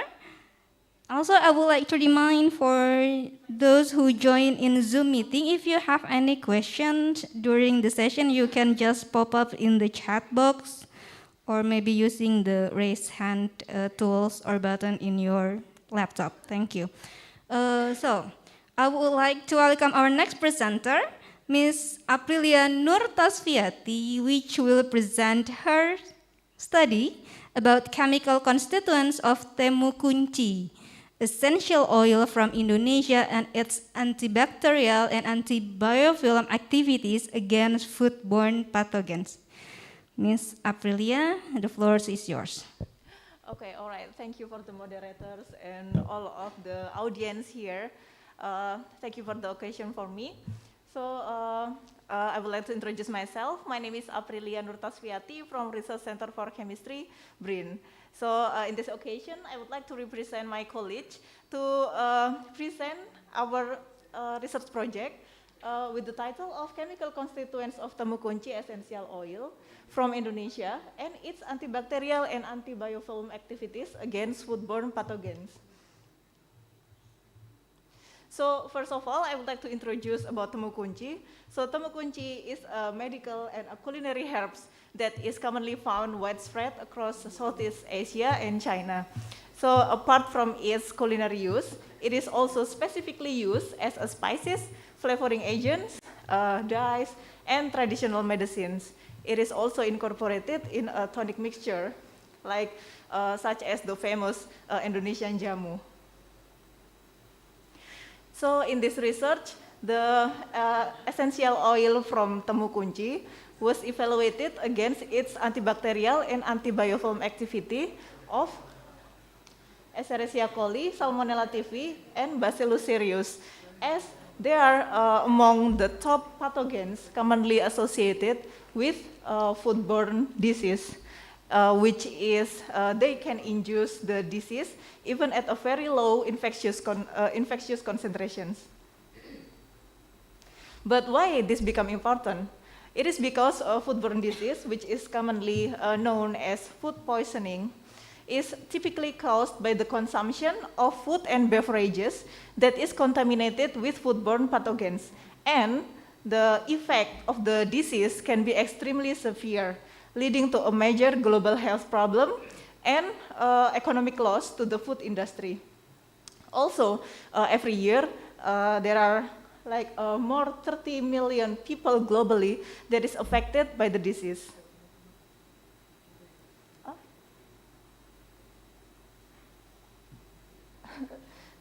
Sorry for the technical issues. Okay, so the aim of this study is to explore the use of natural products, which is temu kunci essential oil in this case, as an alternative antimicrobial agents. This is because the natural resources antibacterial agents not only considered as a safer options, and it is also non-toxic compared with synthetic agents, but it is also reportedly well received by the human body. So this research can be broken down into 4 stages. The first stage is to extract the essential oil from the rhizomes of temu kunci by hydrodistillation method, and then followed by the GCMS or gas chromatography mass spectrometry analysis, and then to investigate the major chemical constituents in the essential oil. And the confirmation of the chemical constituents were performed by comparing the profile of mass spectra of the compound and retention index with those of standards in NIST library. And then we also performed the antibacterial activity by using both microdilution assay to determine the MIC or minimum inhibition concentration and MBC or minimum bactericidal concentration. And lastly, we did the anti-biofilm formation by performing biofilm formation assay. And so this is some of the results that we got in this research. So this is the total ion chromatogram GCMS of the essential oil of temu kunci that showing some of the major compounds of the essential oil. So according to the table, the GCMS result revealed that the essential oil was dominated by oxygenated monoterpenes, taking up more than half of the identified constituent of the essential oil. And it is also revealed that camphor and geraniol as the predominant components inside the essential oil. So, and these findings is consistent with previous studies by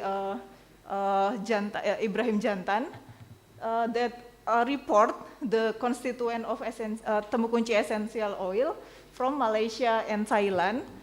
They also report camphor, geraniol, and eucalyptol as the major component of essential oil temu kunci. However, it should be noted that that there is a variation in the composition, and it is actually to be expected because different geographical location and then different latitude, different seasonal pattern, that is all of those are the factors that can influence the chemical constituents in plant. And then the antibacterial activity test result shows that the essential oil of temu kunci exhibits a very strong, probably not very, but it's quite like a strong antibacterial activity against Bacillus cereus. However, it's only show a moderate antibacterial effects against E. coli and Salmonella typhi. And lastly, for the antibiofilm formation, so the essential oil of temu kunci shows significant effect in inhibiting the antibiofilm formation of Bacillus cereus in 2 and 4 MIC concentration. So based on of those results, it can be concluded that first, the temu kunci essential oil was dominated by camphor and geraniol, and they exhibit strong antibacterial activity against Bacillus cereus, while showing only moderate effects against E. coli and Salmonella typhi. And the essential oil also significantly inhibited the formation of biofilm in Bacillus cereus and has potency in reducing the resistance of Bacillus cereus.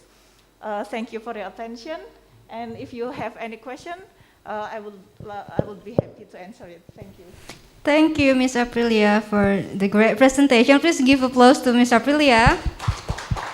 So, once again, I would like to invite all the participants, both in Zoom and also in force. Yes, please.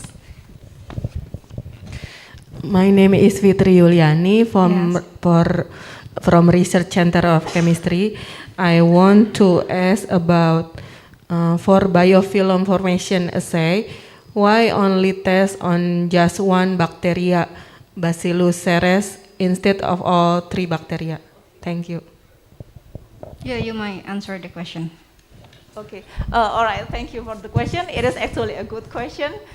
You actually noticed that we only tested the antibiofilm formation only on one bacteria here instead of all 3. It is because during the antibacterial activity test, we found that the temu kunci essential oil only exhibit a strong antibacterial activity against Bacillus cereus, but probably not significantly affect the other 2. So that's why we decide to test the antibiofilm formation only in Bacillus cereus instead of the other 2. Okay, so is that answering your question?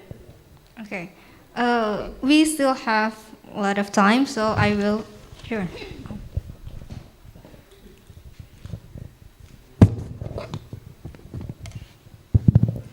Okay, thank you. It's interesting because I have been working for the biodegradable, which I have more essential oil. So we have done with the ginger and also we call kayu manis, and also another plant is specific in South Kalimantan. It's called kelakai. So you also have more higher antioxidant and also antimicrobiology. So did you have to compare with others? Maybe others, it's like, because I just found this for the temu kunci, so we can have explore for our next research. So did you have compare with it one? This the best one is maybe for the based on your research, based the compound what is it, giremol or gingerol in GCMS analysis for the higher concentration in your research. Yes, so Yeah. the main constituent in temu kunci, we found that it was camphor and geraniol. Yeah, in Yes. general. So maybe you will have compare with other compound or other natural resources in specific for Indonesia. Okay, thank you. Okay, all right. Thank you for the question. Actually, I have to admit that we didn't do like very extensive research yet. So this time we only did have have the occasion to explore temu kunci first. But probably in the future we will expand our research to other rhizomes and other ginger type of plants. But probably in the future. But at the moment, I regret to say that we probably haven't had the occasion to explore more about these topics. So, okay, is that answering your question? Sorry. Thank you. But thank you for the input. Thank you for the question and also for the answer, Ms. Aprilia. I think we have enough discussion. Thank you very much for your presentation, and please give applause again to Ms. Aprilia. Thank you. So before I announce, I would like to advise that all the presenter in this podium, because the camera is like screen your here, so it will be easier for the Zoom participant to see you. So I think it would be better if you just stay in the podium to make it easier for both online participants to see you. Okay, so I would like to invite our next presenter, which is Ms. Fitri Yuliani, for her research about quantitative analysis of carbon numbers in petroleum wax products by gas chromatography flame ionization detector. To Ms. Fitri, you have 10 minutes. The floor is yours.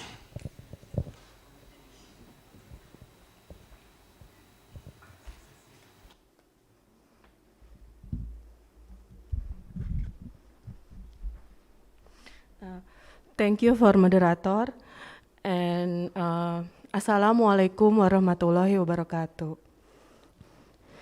Good afternoon, ladies and gentlemen. Let me introduce myself. My name is Fitri Yuliani from Research Center for Chemistry, BRIN, and I want to presentation about our research with the title Quantitative Analysis of Carbon Number in Petroleum Wax Product by Gas Chromatography Flame Ionization Detector. Our team, myself, me, Fitri Yuliani, Asep Nurrahmat, Siva, Hanif Adam, Andreas, Dilani Putri. Oh, bisa ya?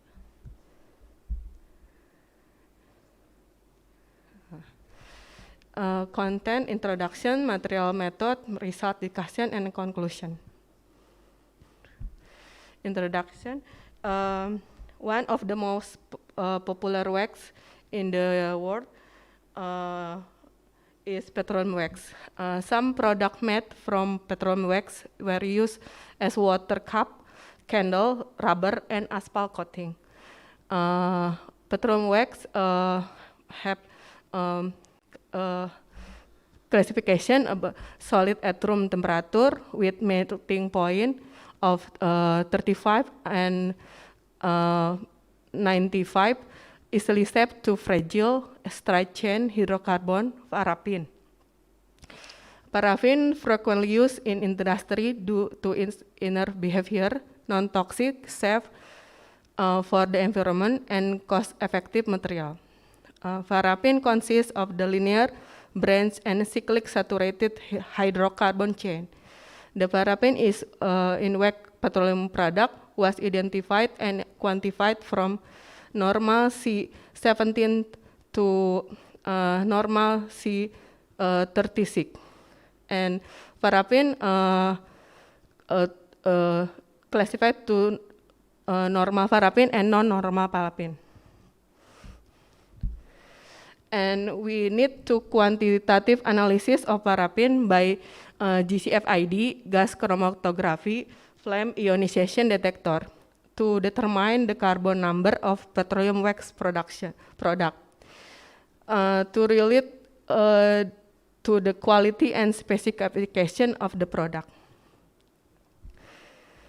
For the method and material, for sample and chemical, petroleum wax sample were obtained from local industries. ISTM D5442, the letter D is missing, sorry. And normal hexadecan 80% was used as an internal standard. Cyclohexan 99% from sigma outreach sample preparation. 10 milligram wax was dissolved in 12 cyclohexan, which contain 50 ppm of seed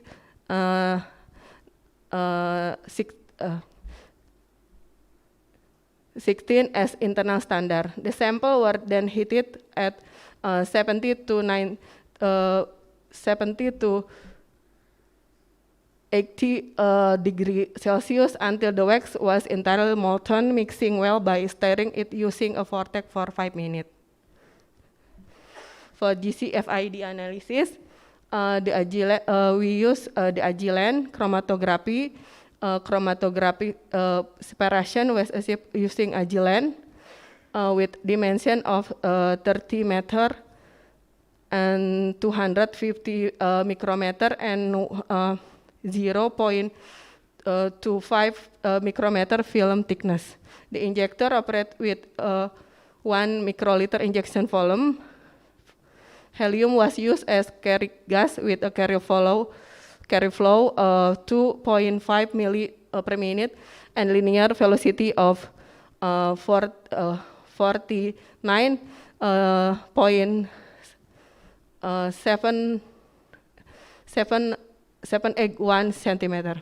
The oven temperature was set as follows: column initial temperature at 80 degrees Celsius, program rate at 8 degrees Celsius per minute with final temperature 420 held for 5 minutes. The detector temperature was set as 400 degrees Celsius. Hydrogen flow was 30 milli per minute. Airflow was 400 milli per minute. Nitrogen as makeup gas was 25 milli per minute.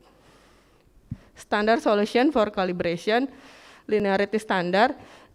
We use the ISTM D5442 analytical standard mixture of normal paraffin covering the range between normal C16 to C44 was injected directly into the GCFID. The standard is diluted gravitationally in cyclohexane before being injected into the system. Internal standard solution. The internal standard solution of C16 were dissolved in cyclohexane. A stock solution contained 0.5 mass percent at normal C16 in cyclohexane was prepared by accurately weighing 0.4 gram normal C16 in a 100 millipolymer place, dissolved in 100 cyclohexane and reweighed using calibrated analytic balance method Toledo. The solution was then diluted to concentration of 50 ppm. About procedure, 0.01 gram of the wax specimen was accurately weighed into a glass vial of 15 milli, approximately 12 milli of dilute internal standard solution, 50 ppm, normal C16 in cyclohexane was added. The vial was kept and the exact weight of the dilute internal standard solution was determined. All the standard and sample in this study were prepared gravimetrically. And the result, before analysis the sample, Before analysis the sample, the method was verified by evaluating its linearity and precision.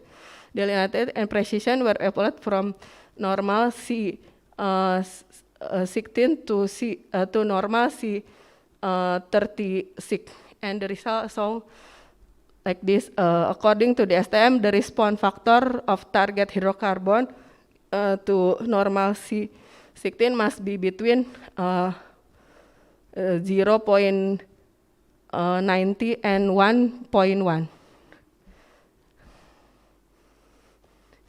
Mass fraction of normal and non-normal paraffin in 30 sample of petroleum wax. Sample number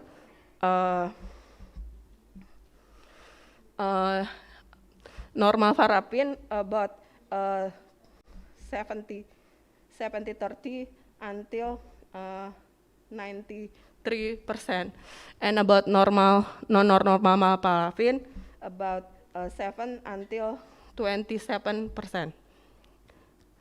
Mass fraction of normal and non-normal paraffin in 30 sample of petroleum wax. The petroleum wax product with normal paraffin that rank as soap paraffin.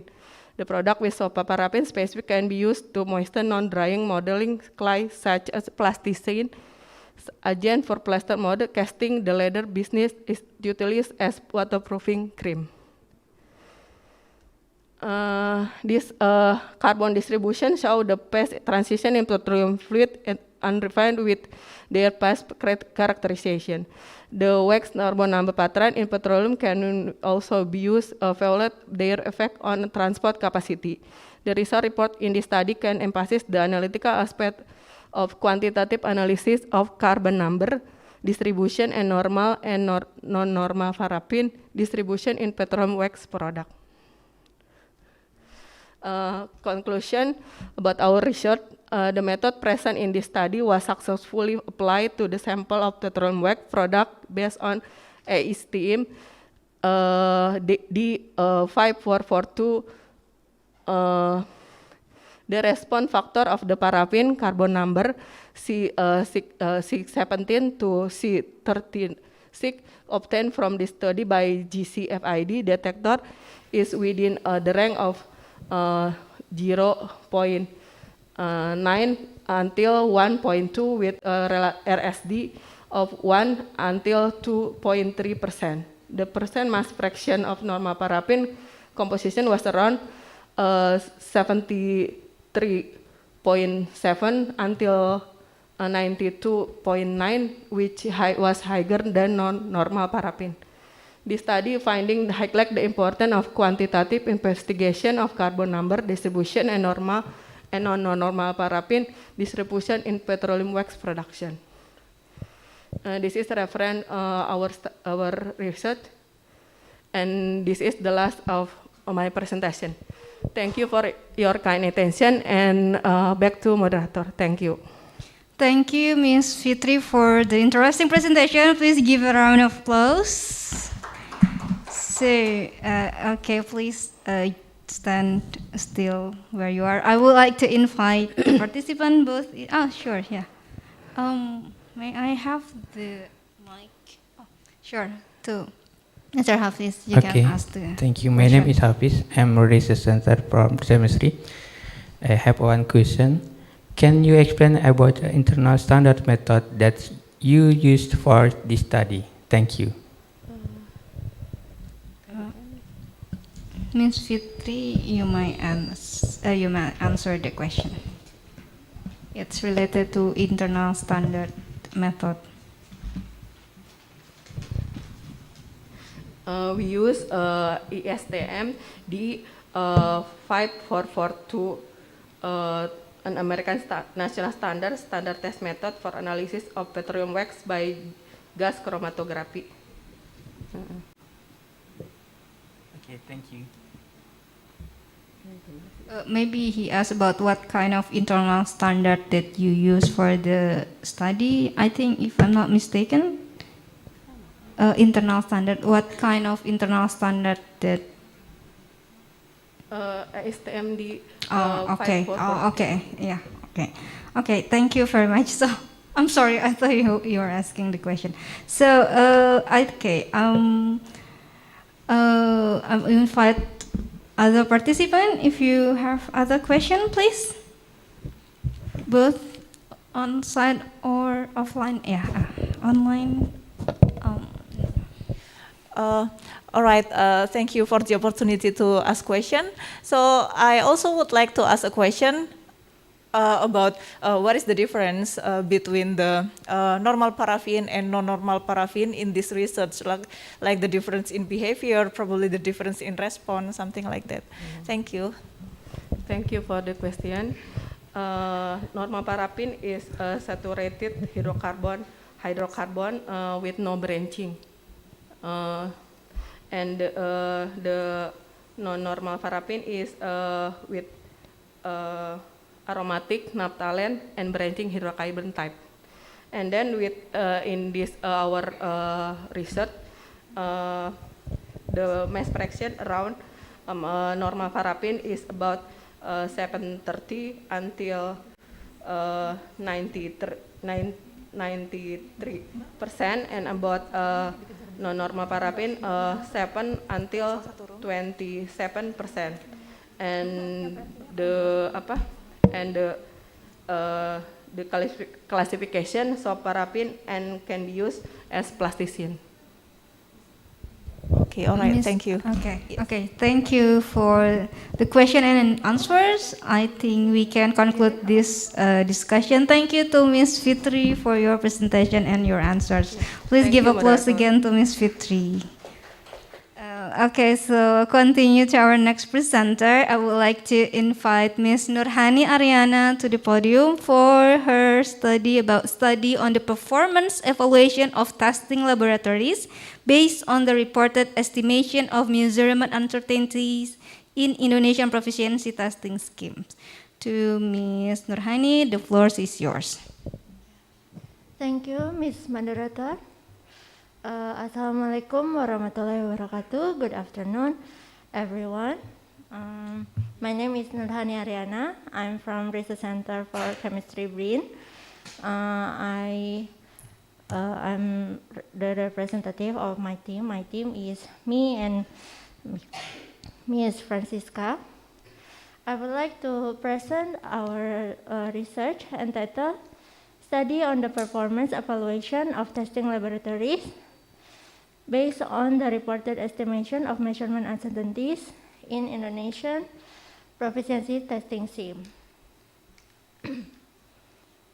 So the first is the introduction. Proficiency testing is one form of external assessment of laboratories to determine the performance of individual laboratories for specific tests or measurement. The most common method used to calculate the performance score is usually calculated by the Z-score. This is the calculation where the difference between the laboratory result and the assigned value is divided by the standard deviation for proficiency assessment. So by this calculation, there is no factor from the reported measurement uncertainty from the participant. So if we want to assess the estimation of measurement uncertainty of participant results, we have to use the Z-score calculation where the difference between the participant results with the assigned value is divided by the square root of the factor of uncertainty both of from participants and the standard uncertainty from the assigned value.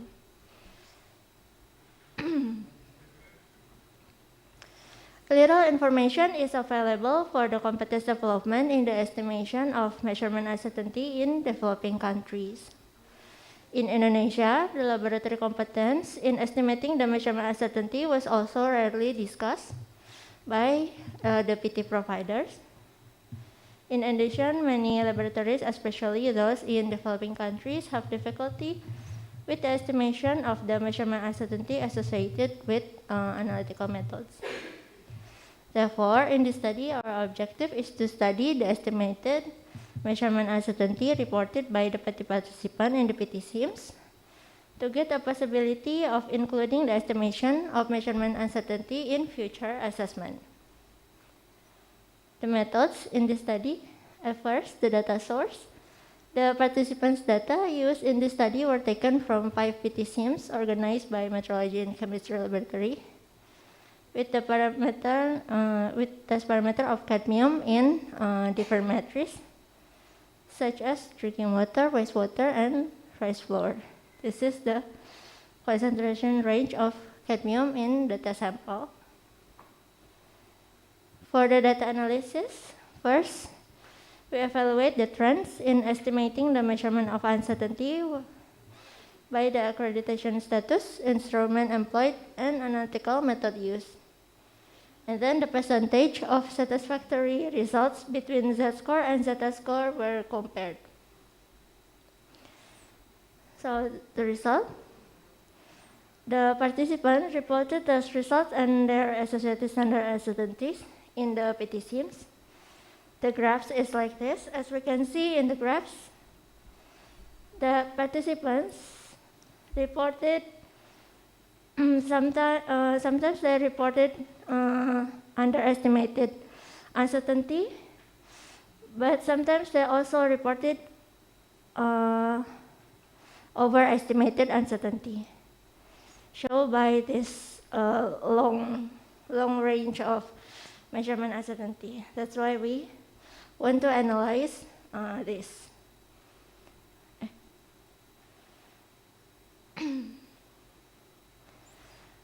So we evaluate based on the accreditation status of participants. Based on the accreditation status of participants, there are already more than 79% of accredited laboratories reported their measurement uncertainty. Meanwhile, for non-accredited laboratories, it's already more than 40% reported the measurement uncertainty. However, since the number of accredited laboratories which reported the measurement uncertainty were higher than the number of non-accredited laboratories, therefore, the number of over or underestimated uncertainties were also found higher in the group of accredited laboratories. So we cannot conclude the trend of reported measurement uncertainties by the accreditation status of participants.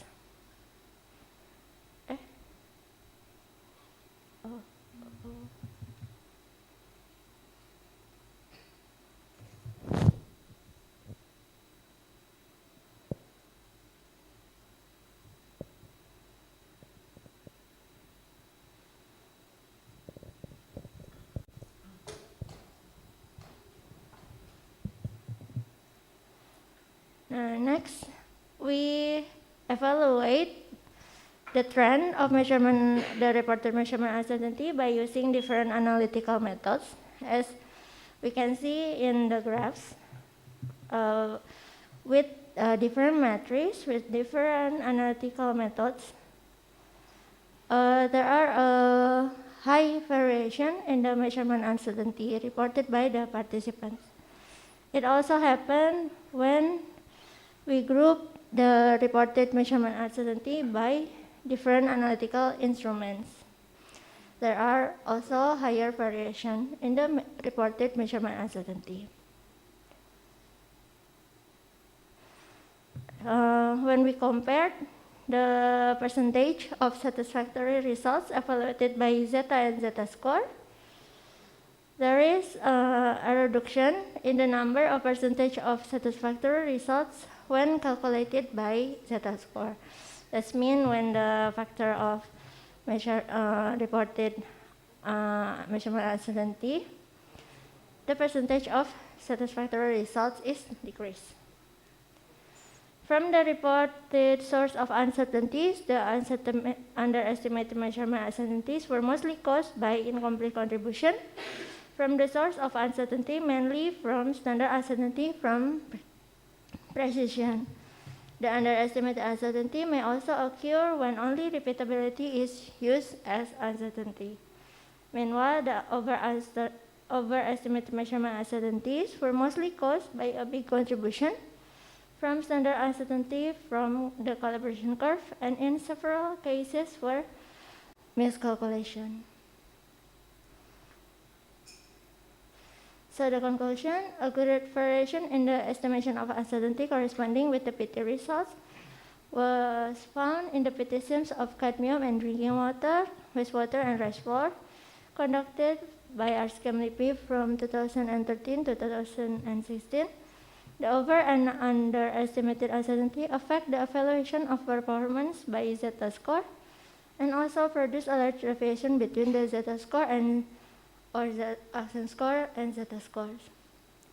This study shows that some laboratories still have difficulties in making a reasonable estimation of their measurement uncertainties. At this point, the reported estimation of uncertainties are only used as information purpose only, because they cannot be included in the performance evaluation. The study may help stakeholders in Indonesia, including the National Metrology Institute, accreditation body, PT providers, and analytical laboratories to have awareness that there is a need to develop and strengthen the skill of personnel in laboratory in the estimation of measurement uncertainty. That is the end of my presentation. Thank you for your kind attention. Back to the moderator. So please give applause to Ms. Nurhani Ariana. Thank you, Ms. Nurhani, for the great presentation. Now, first I would like to invite all the participants, both on-site and offline, in the Zoom meeting. For those who join in Zoom meeting, please don't be shy to ask any questions. And I would like to open the floors first for the question. No question from the offline participant or from the online as well. Yeah, we don't have a question. Maybe I can ask question if you don't mind. So I think it's very interesting on how you present about the measurement uncertainty, and I would just like to ask, what do you think the recommendation, because you say about the underestimate MU and overestimate MU. Do you have like any suggestion or recommendation to the how to improve so to avoid those kind of things, so that to minimize the standard deviation for the participants of MU, standard deviation of MU for the participant? Maybe a little suggestion for our experience as PT provider. So to get the best estimation of uncertainty, first we have to see the formula to calculate whether it's the concentration or whatever. So from the formula of calculation, we can determine the source uncertainty. So if we have the formula, we have the source of uncertainty, then everything is can be determined from there. So there will be no miscalculation, or there is no least. So everything is calculated from the source. So yeah, basically like carefully address the source from the formulation first when you deal with the measurement. Yeah. Okay, I think that's a very clear answer. If we have no more question, we will complete this session. Thank you for your presentation. Please give applause again to Ms. Nurhani Ariana. So, okay, I would like to invite our next presenter, which is Mr. Henry Setianto. Yeah, Henry Setianto, I'm sorry, for his study about potential of methyl eugenol as an attractant in mangosteen fruit plants and its application task. To Mr. Henry Setianto, the floor is yours. You have 10 minutes.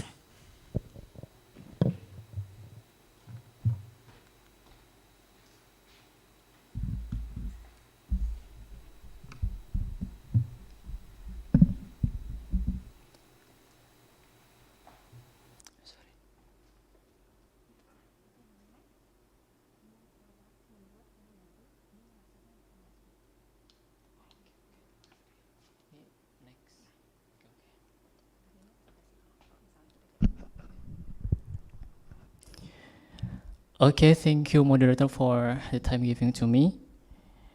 Good afternoon, everyone. My name is Henry Stianto, and on behalf of Professor Sylvester Tursil Adi, here I would like to present our study, and the title is A Potential of Methyl-agenol as an Attractant in Mangosteen Fruit Plant and its Application Test.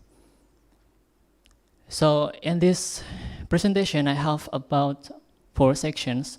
The first one is introduction, and the second one is experimental, then results and discussion, and the last one is conclusions. For the introductions, we know that Indonesia is a large country and also known as a tropical country because we are in the equator line. So Indonesia also produce some fruit, tropical fruits such as this star fruits, then mangoes, and then papaya, also mangosteen, and so on. And this also can increase the resilience of economy in our country because we always export this kind of fruit. However, the presence of the pests decrease the productivity both in quantity and quality of this kind of fruit. And the dominant pest of this kind of fruit is fruit flies in general, and we can say in particular such as Bactrocera spp. So in order to increase the quantity and the quality of the production of this kind of fruit, because of the damage of the fruit flies, we need the pest control. That, of course, pest control that environmentally friendly and inexpensive. And here, we found that methyl-agenol from crop oil has the potential attractant to decrease fruit fly with friendly environmentally and if we compare with others pest control. And methyl-agenol we can obtain from agenol, that agenol itself can obtain from essential oil plant that can convert to agenol. Then with some reaction we can obtain methyl-agenol from agenol. Then methyl-agenol itself can be attractant to trap of fruit flies. So attractant can be chemical known as semiochemical, which can affect insect behavior such as looking for food, laying eggs, sexual relation, and others. And here is the mechanism of methyl-agenol as an attractant, the simple mechanism. Here is the used bottle. We can use this used bottle about 600 milliliters, and then we can make a hole, this one, to enter this fruit fly, and inside of this bottle we can put the cotton that treated with methyl-agenol. So fruit fly, especially male fruit fly, will attract this methyl-agenol and will trap inside of the bottle. So the success and the number of male fruit flies trapped in the trap will certainly reduce the fruit fly population because of female fruit flies cannot fertilize. And the next slide is experimental. So the first is synthesis of methyl-agenol as an attractant. Synthesis of methyl-agenol from agenol was obtained following method of Augustine et al. On the previous research, and here is the synthesis picture. We have dimethyl sulfate, then sodium oxide solution, and then agenol. We put it all on the pot fractionation vacuum, heat it at 100 degrees for 8 hours, and we are sampling in each hour. And then to compare about the effectiveness of this methyl-agenol, we use commercial attractants such as petrogenol. And here is the mechanism reaction of agenol to methyl agenol, from agenol to sodium eugenolate, then up to methyl agenol. And after we synthesize the methyl agenol in our laboratory, then we test the performance in the field, in Mangosteen Garden in Lewisading Village, Bogor Regency. And here is the trap installation layout you can see on the screen. And the parameters we observed in this study were the effectiveness of the formulation of methyl agenol, concentration with petrogenol as a comparative commercial attractant, and then the height of the traps, the time of trapping, and the number of fruit fly imagos count. And here is the methyl agenol beta trap. It's used to trap fruit flies. This made from a used bottle. Really simple, simple tool. Yes, simple trap. And this kind of a picture that we conducted in the field test. So fruit fly will go inside because a trap with methyl agenol that we treated on the cotton inside. So this that is video, but next because time. So after we conduct the field test installation, so we calculate of the number of fruit flies count in the laboratory. And the next one is results and discussion. So this one is the effect of reaction time on the concentration of methyl agenol at 100 degrees Celsius. Ratio mole of agenol to dimethyl sulfate is 1 to 3. And on this picture, we can conclude that the optimum concentration of methyl agenol was obtained at reaction time of 6 and has about 98.29%.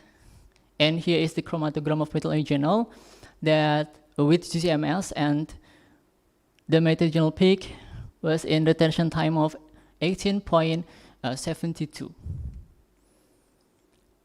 And as I mentioned before, that we observed in this study was were trap height and then trap time, and also the comparative between methyl agenol that we synthesized before and also commercial attractant. So for the effect of trap height on the number of fly fruit count, we conclude that based on the results that the best height trap is 1 meter with a number of fruit flies captured about 185. Meanwhile, for effect of trapping time on the number of fruit flies count, the best trap time is in the morning at 6 a.m. to 9 a.m. and we have number of fruit flies captured about 304. And then effect of concentration of methyl agenol and comparison attractant on the number of fruit flies count, the best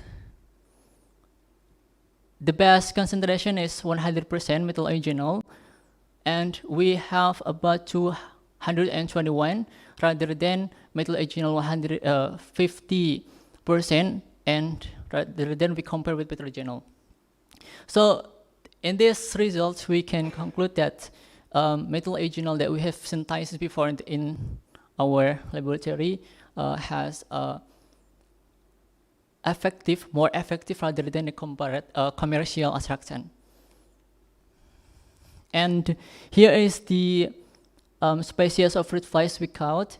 The first one, Bacteroceras umbrosa, and then Bacteroceras papayae.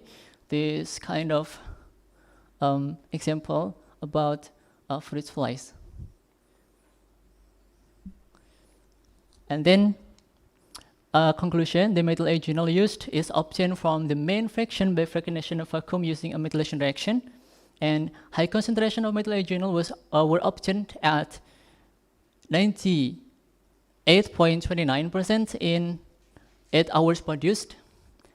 And the results of the field test of methyl agenol as an attractant substance for fruit flies in mangosteen plantation showed that the highest number of fruit fly catch was in traps with a height of 1 meter with catching time at 6 to 9 a.m. in the morning with 100% concentration of methyl agenol.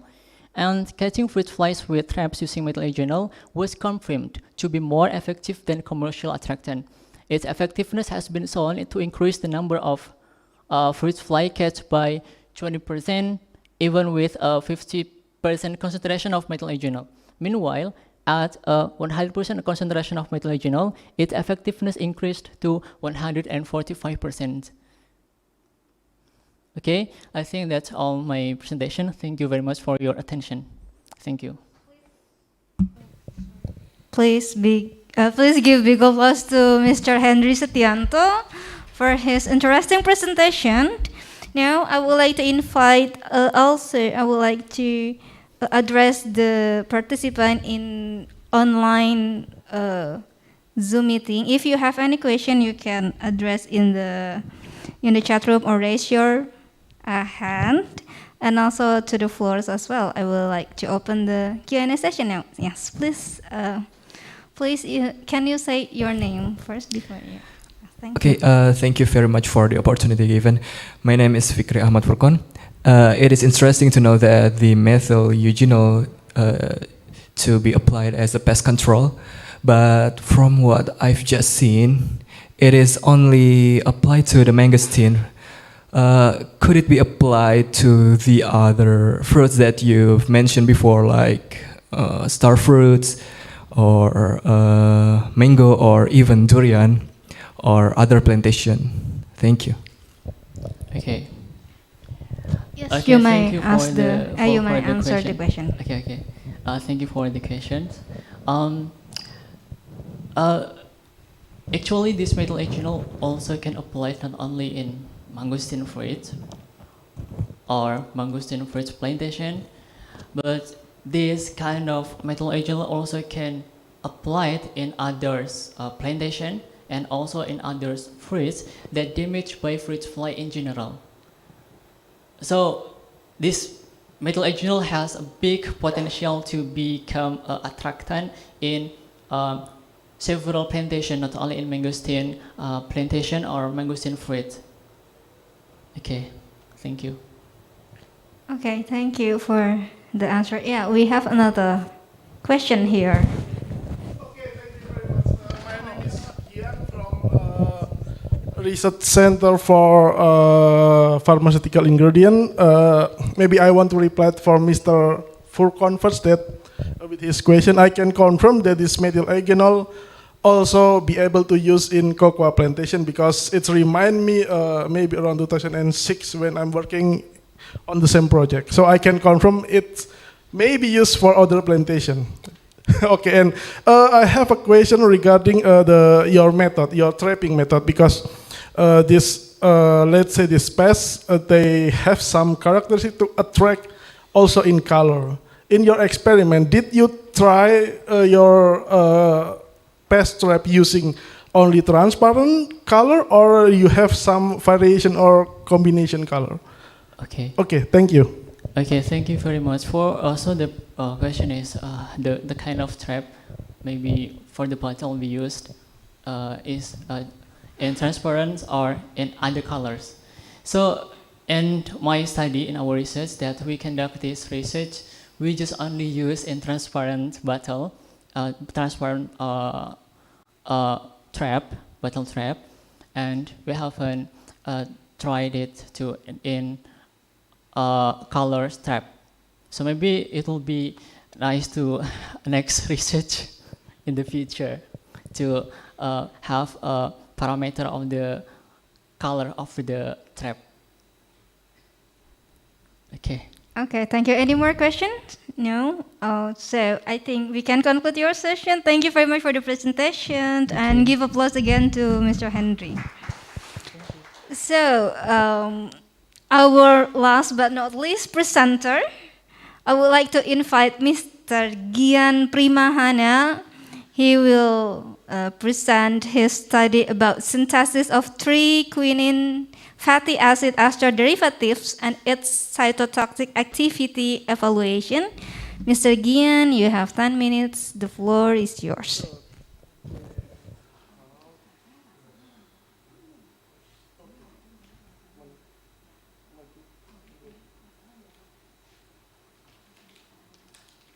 Okay, Thank you very much, Ms. Dila, for the introduction.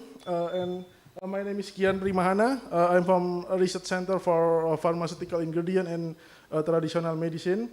I'm going to present my work about synthesis of triquinine fatty acid derivative and its cytotoxic activity evaluation. So, as we know that this silicon alkaloid is a long, it's really long time, has a long time history, and normally it's used as an anti-malarial. But in 2005, we found that this silicon alkaloid also has a possibility to become to derivative as a cytotoxic agent. So, intriguing by this research, we are trying to make a synthesis derivative of the silicon alkaloid to have some anti-cancer activity.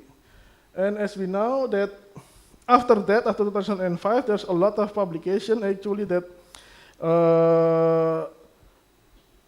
reported that silicon alkaloid has really a lot of biological activity. For example, in here, it's also has a strong activity against mammary tumor cell line and also showing antimicrobial activity. And also some of them even acted as an alpha-glucosidase inhibitor. So for the methodology in here, I'm using a simple esterification method using dicyclohexyl diamide and also dimethylaminopyridine in dichlor method at room temperature and also reacted with corresponding carboxylic acid. In here, we are using butyric acid, isobutyric acid, and also valeric acid. And after the reaction, we just purified over silica column chromatography using hexane and ethyl acetate. So I think for the efficiency, I think we got about around 50 to 70% of purified material. And also for the cytotoxic, we are using MTT assay for the synthesized compound, and also we are also doing the absorption, distribution, metabolism, and excretion prediction using this is online software using Swiss ADMET and also pre-ADMET. And also here the result to confirm our esterification product, we are using liquid chromatography mass spectroscopy, FTIR, and also NMR. So according to LCMS, we found that 3 of our compound is successfully synthesized, characterized by the mass of 395. Also, sorry.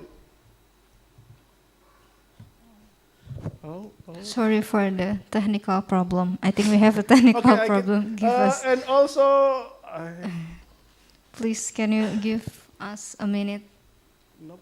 Okay. Yeah, sure. And for the, I think the last one, it's not right. I think I changed to forgot this one. I think it's not 395. 95, yes.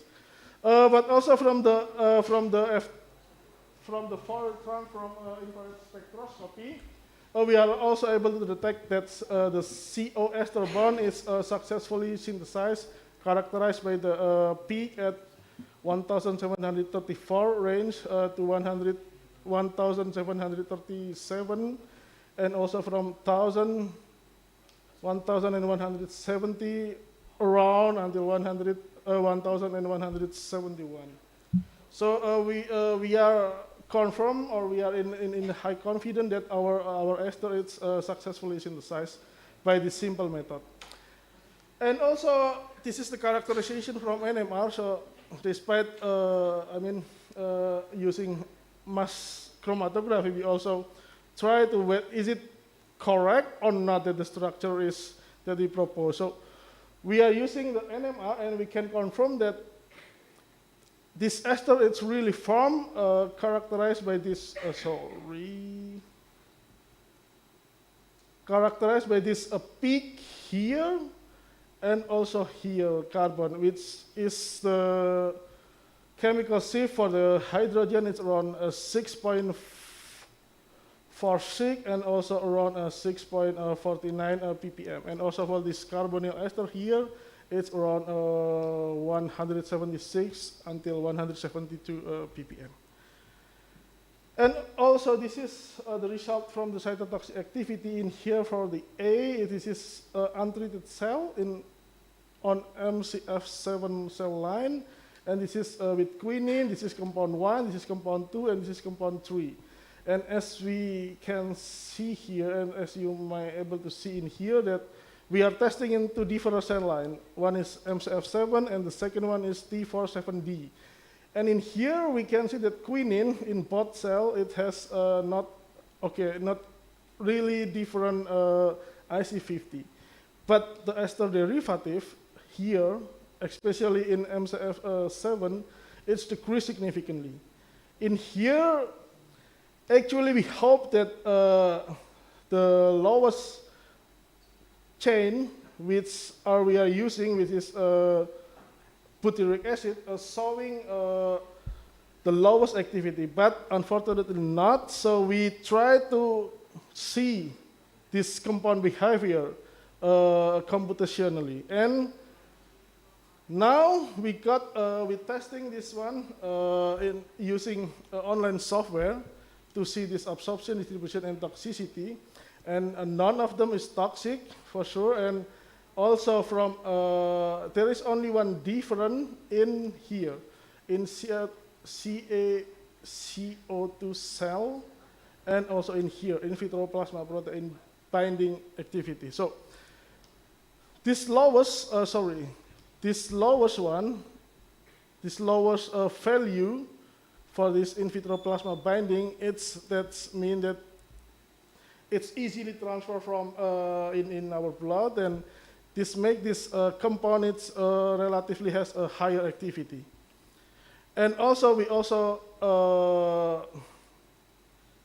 try to evaluate this compound using egg plot system, and we know that this three of our compound, including quinine itself, actually it's located in yolk region. It's mean that this such compound have a high propensity for blood-brain barrier. To confirm this result from this distribution. And also the last, I think that's the last one, that the conclusion and outlook for my research, that's a modification at C9 of OH affect biological activity of silicon alkaloids. In here, in this case, it's quinine, and quinine itself or quinine ester derivative exhibit cytotoxic properties, then parent molecule, and also synthesized compound predicted to follow Lipinski rule of 5 and have no carcinogenicity on mouse or rat. And for the outlook, we're trying to synthesize other quinine derivative, not only just ester, and also we are trying to testing broad biological activity for quinine derivative. So that's for my presentation, and thank you very much. Thank you very much, Mr. Gian, for the presentation. Please give big applause to Mr. Gian. Okay, so I would like to invite all the participants, both online and offsite, to deliver any question if you have. No, not in online as well. Maybe I can. I have a lot of questions actually, because it's interesting topic. And so you're saying about the confirmation of your compounds using NMR and mass spectrometry. And you said you like 100, almost not really, but you really like confidence that how you confirm or how you address the. Okay. So first, because in the major of synthetic chemistry, actually only using by the liquid chromatography or mass spectroscopy, it's sufficient enough, because we already know the starting material. So when it's combined together to become a product, we know exactly which mass that we want to have. But sometimes also we cannot, we not deny that maybe some other product or some side product also form. So to confirm, we are using the NMR. So in NMR, we are using 1D and 2D NMR. So it's not only that we see this peak, I mean, because in here I only saw the peak, but actually I can transform it, the correlation between the side chain and also the parent quinine, it's also confirmed in the NMR. So that's the answer, actually. So it's make us, okay, this is 100% confident that, okay, this is, the ester is really from quinine and also from this fatty acid. Oh, okay. Yes. So like using 2D and 3D NMR and 1D and 2D. Oh, 1D. Oh, sorry, no 3D. Sorry, Not 1. 3D, yeah. Okay. So there are no more questions, I guess. So I think I would like to answer one question, just one. You said about the toxicity activity, use some kind of like software Yes, for yes, your. yes. Can you like explain more, because it's really new for me and maybe like for Yes, sure. most of the participants. Yeah, I mean, basically, every molecule you input, it will give you some toxicity, some absorption, and also some, let's say, but it's only limited for absorption, distribution, toxicity, and one is, only that, only 4 parameters, I think. But you can do that like using software. Okay. In software by online. Oh, Sure. okay. Okay. Thank you for the clear answer. If we don't have any question, I think we can conclude your session. Thank you for the great presentation. You may come back to your seat. Thank you. Please give applause to Mr. Gian. So, yeah, I think that's all our presenter today. Thank you for participating, and I would like to give some announcement. First, on behalf of the committee, I would like to apologize if there is any technical issue during the conference, and I hope this technical issue didn't interfere your experience with our ISAC this year.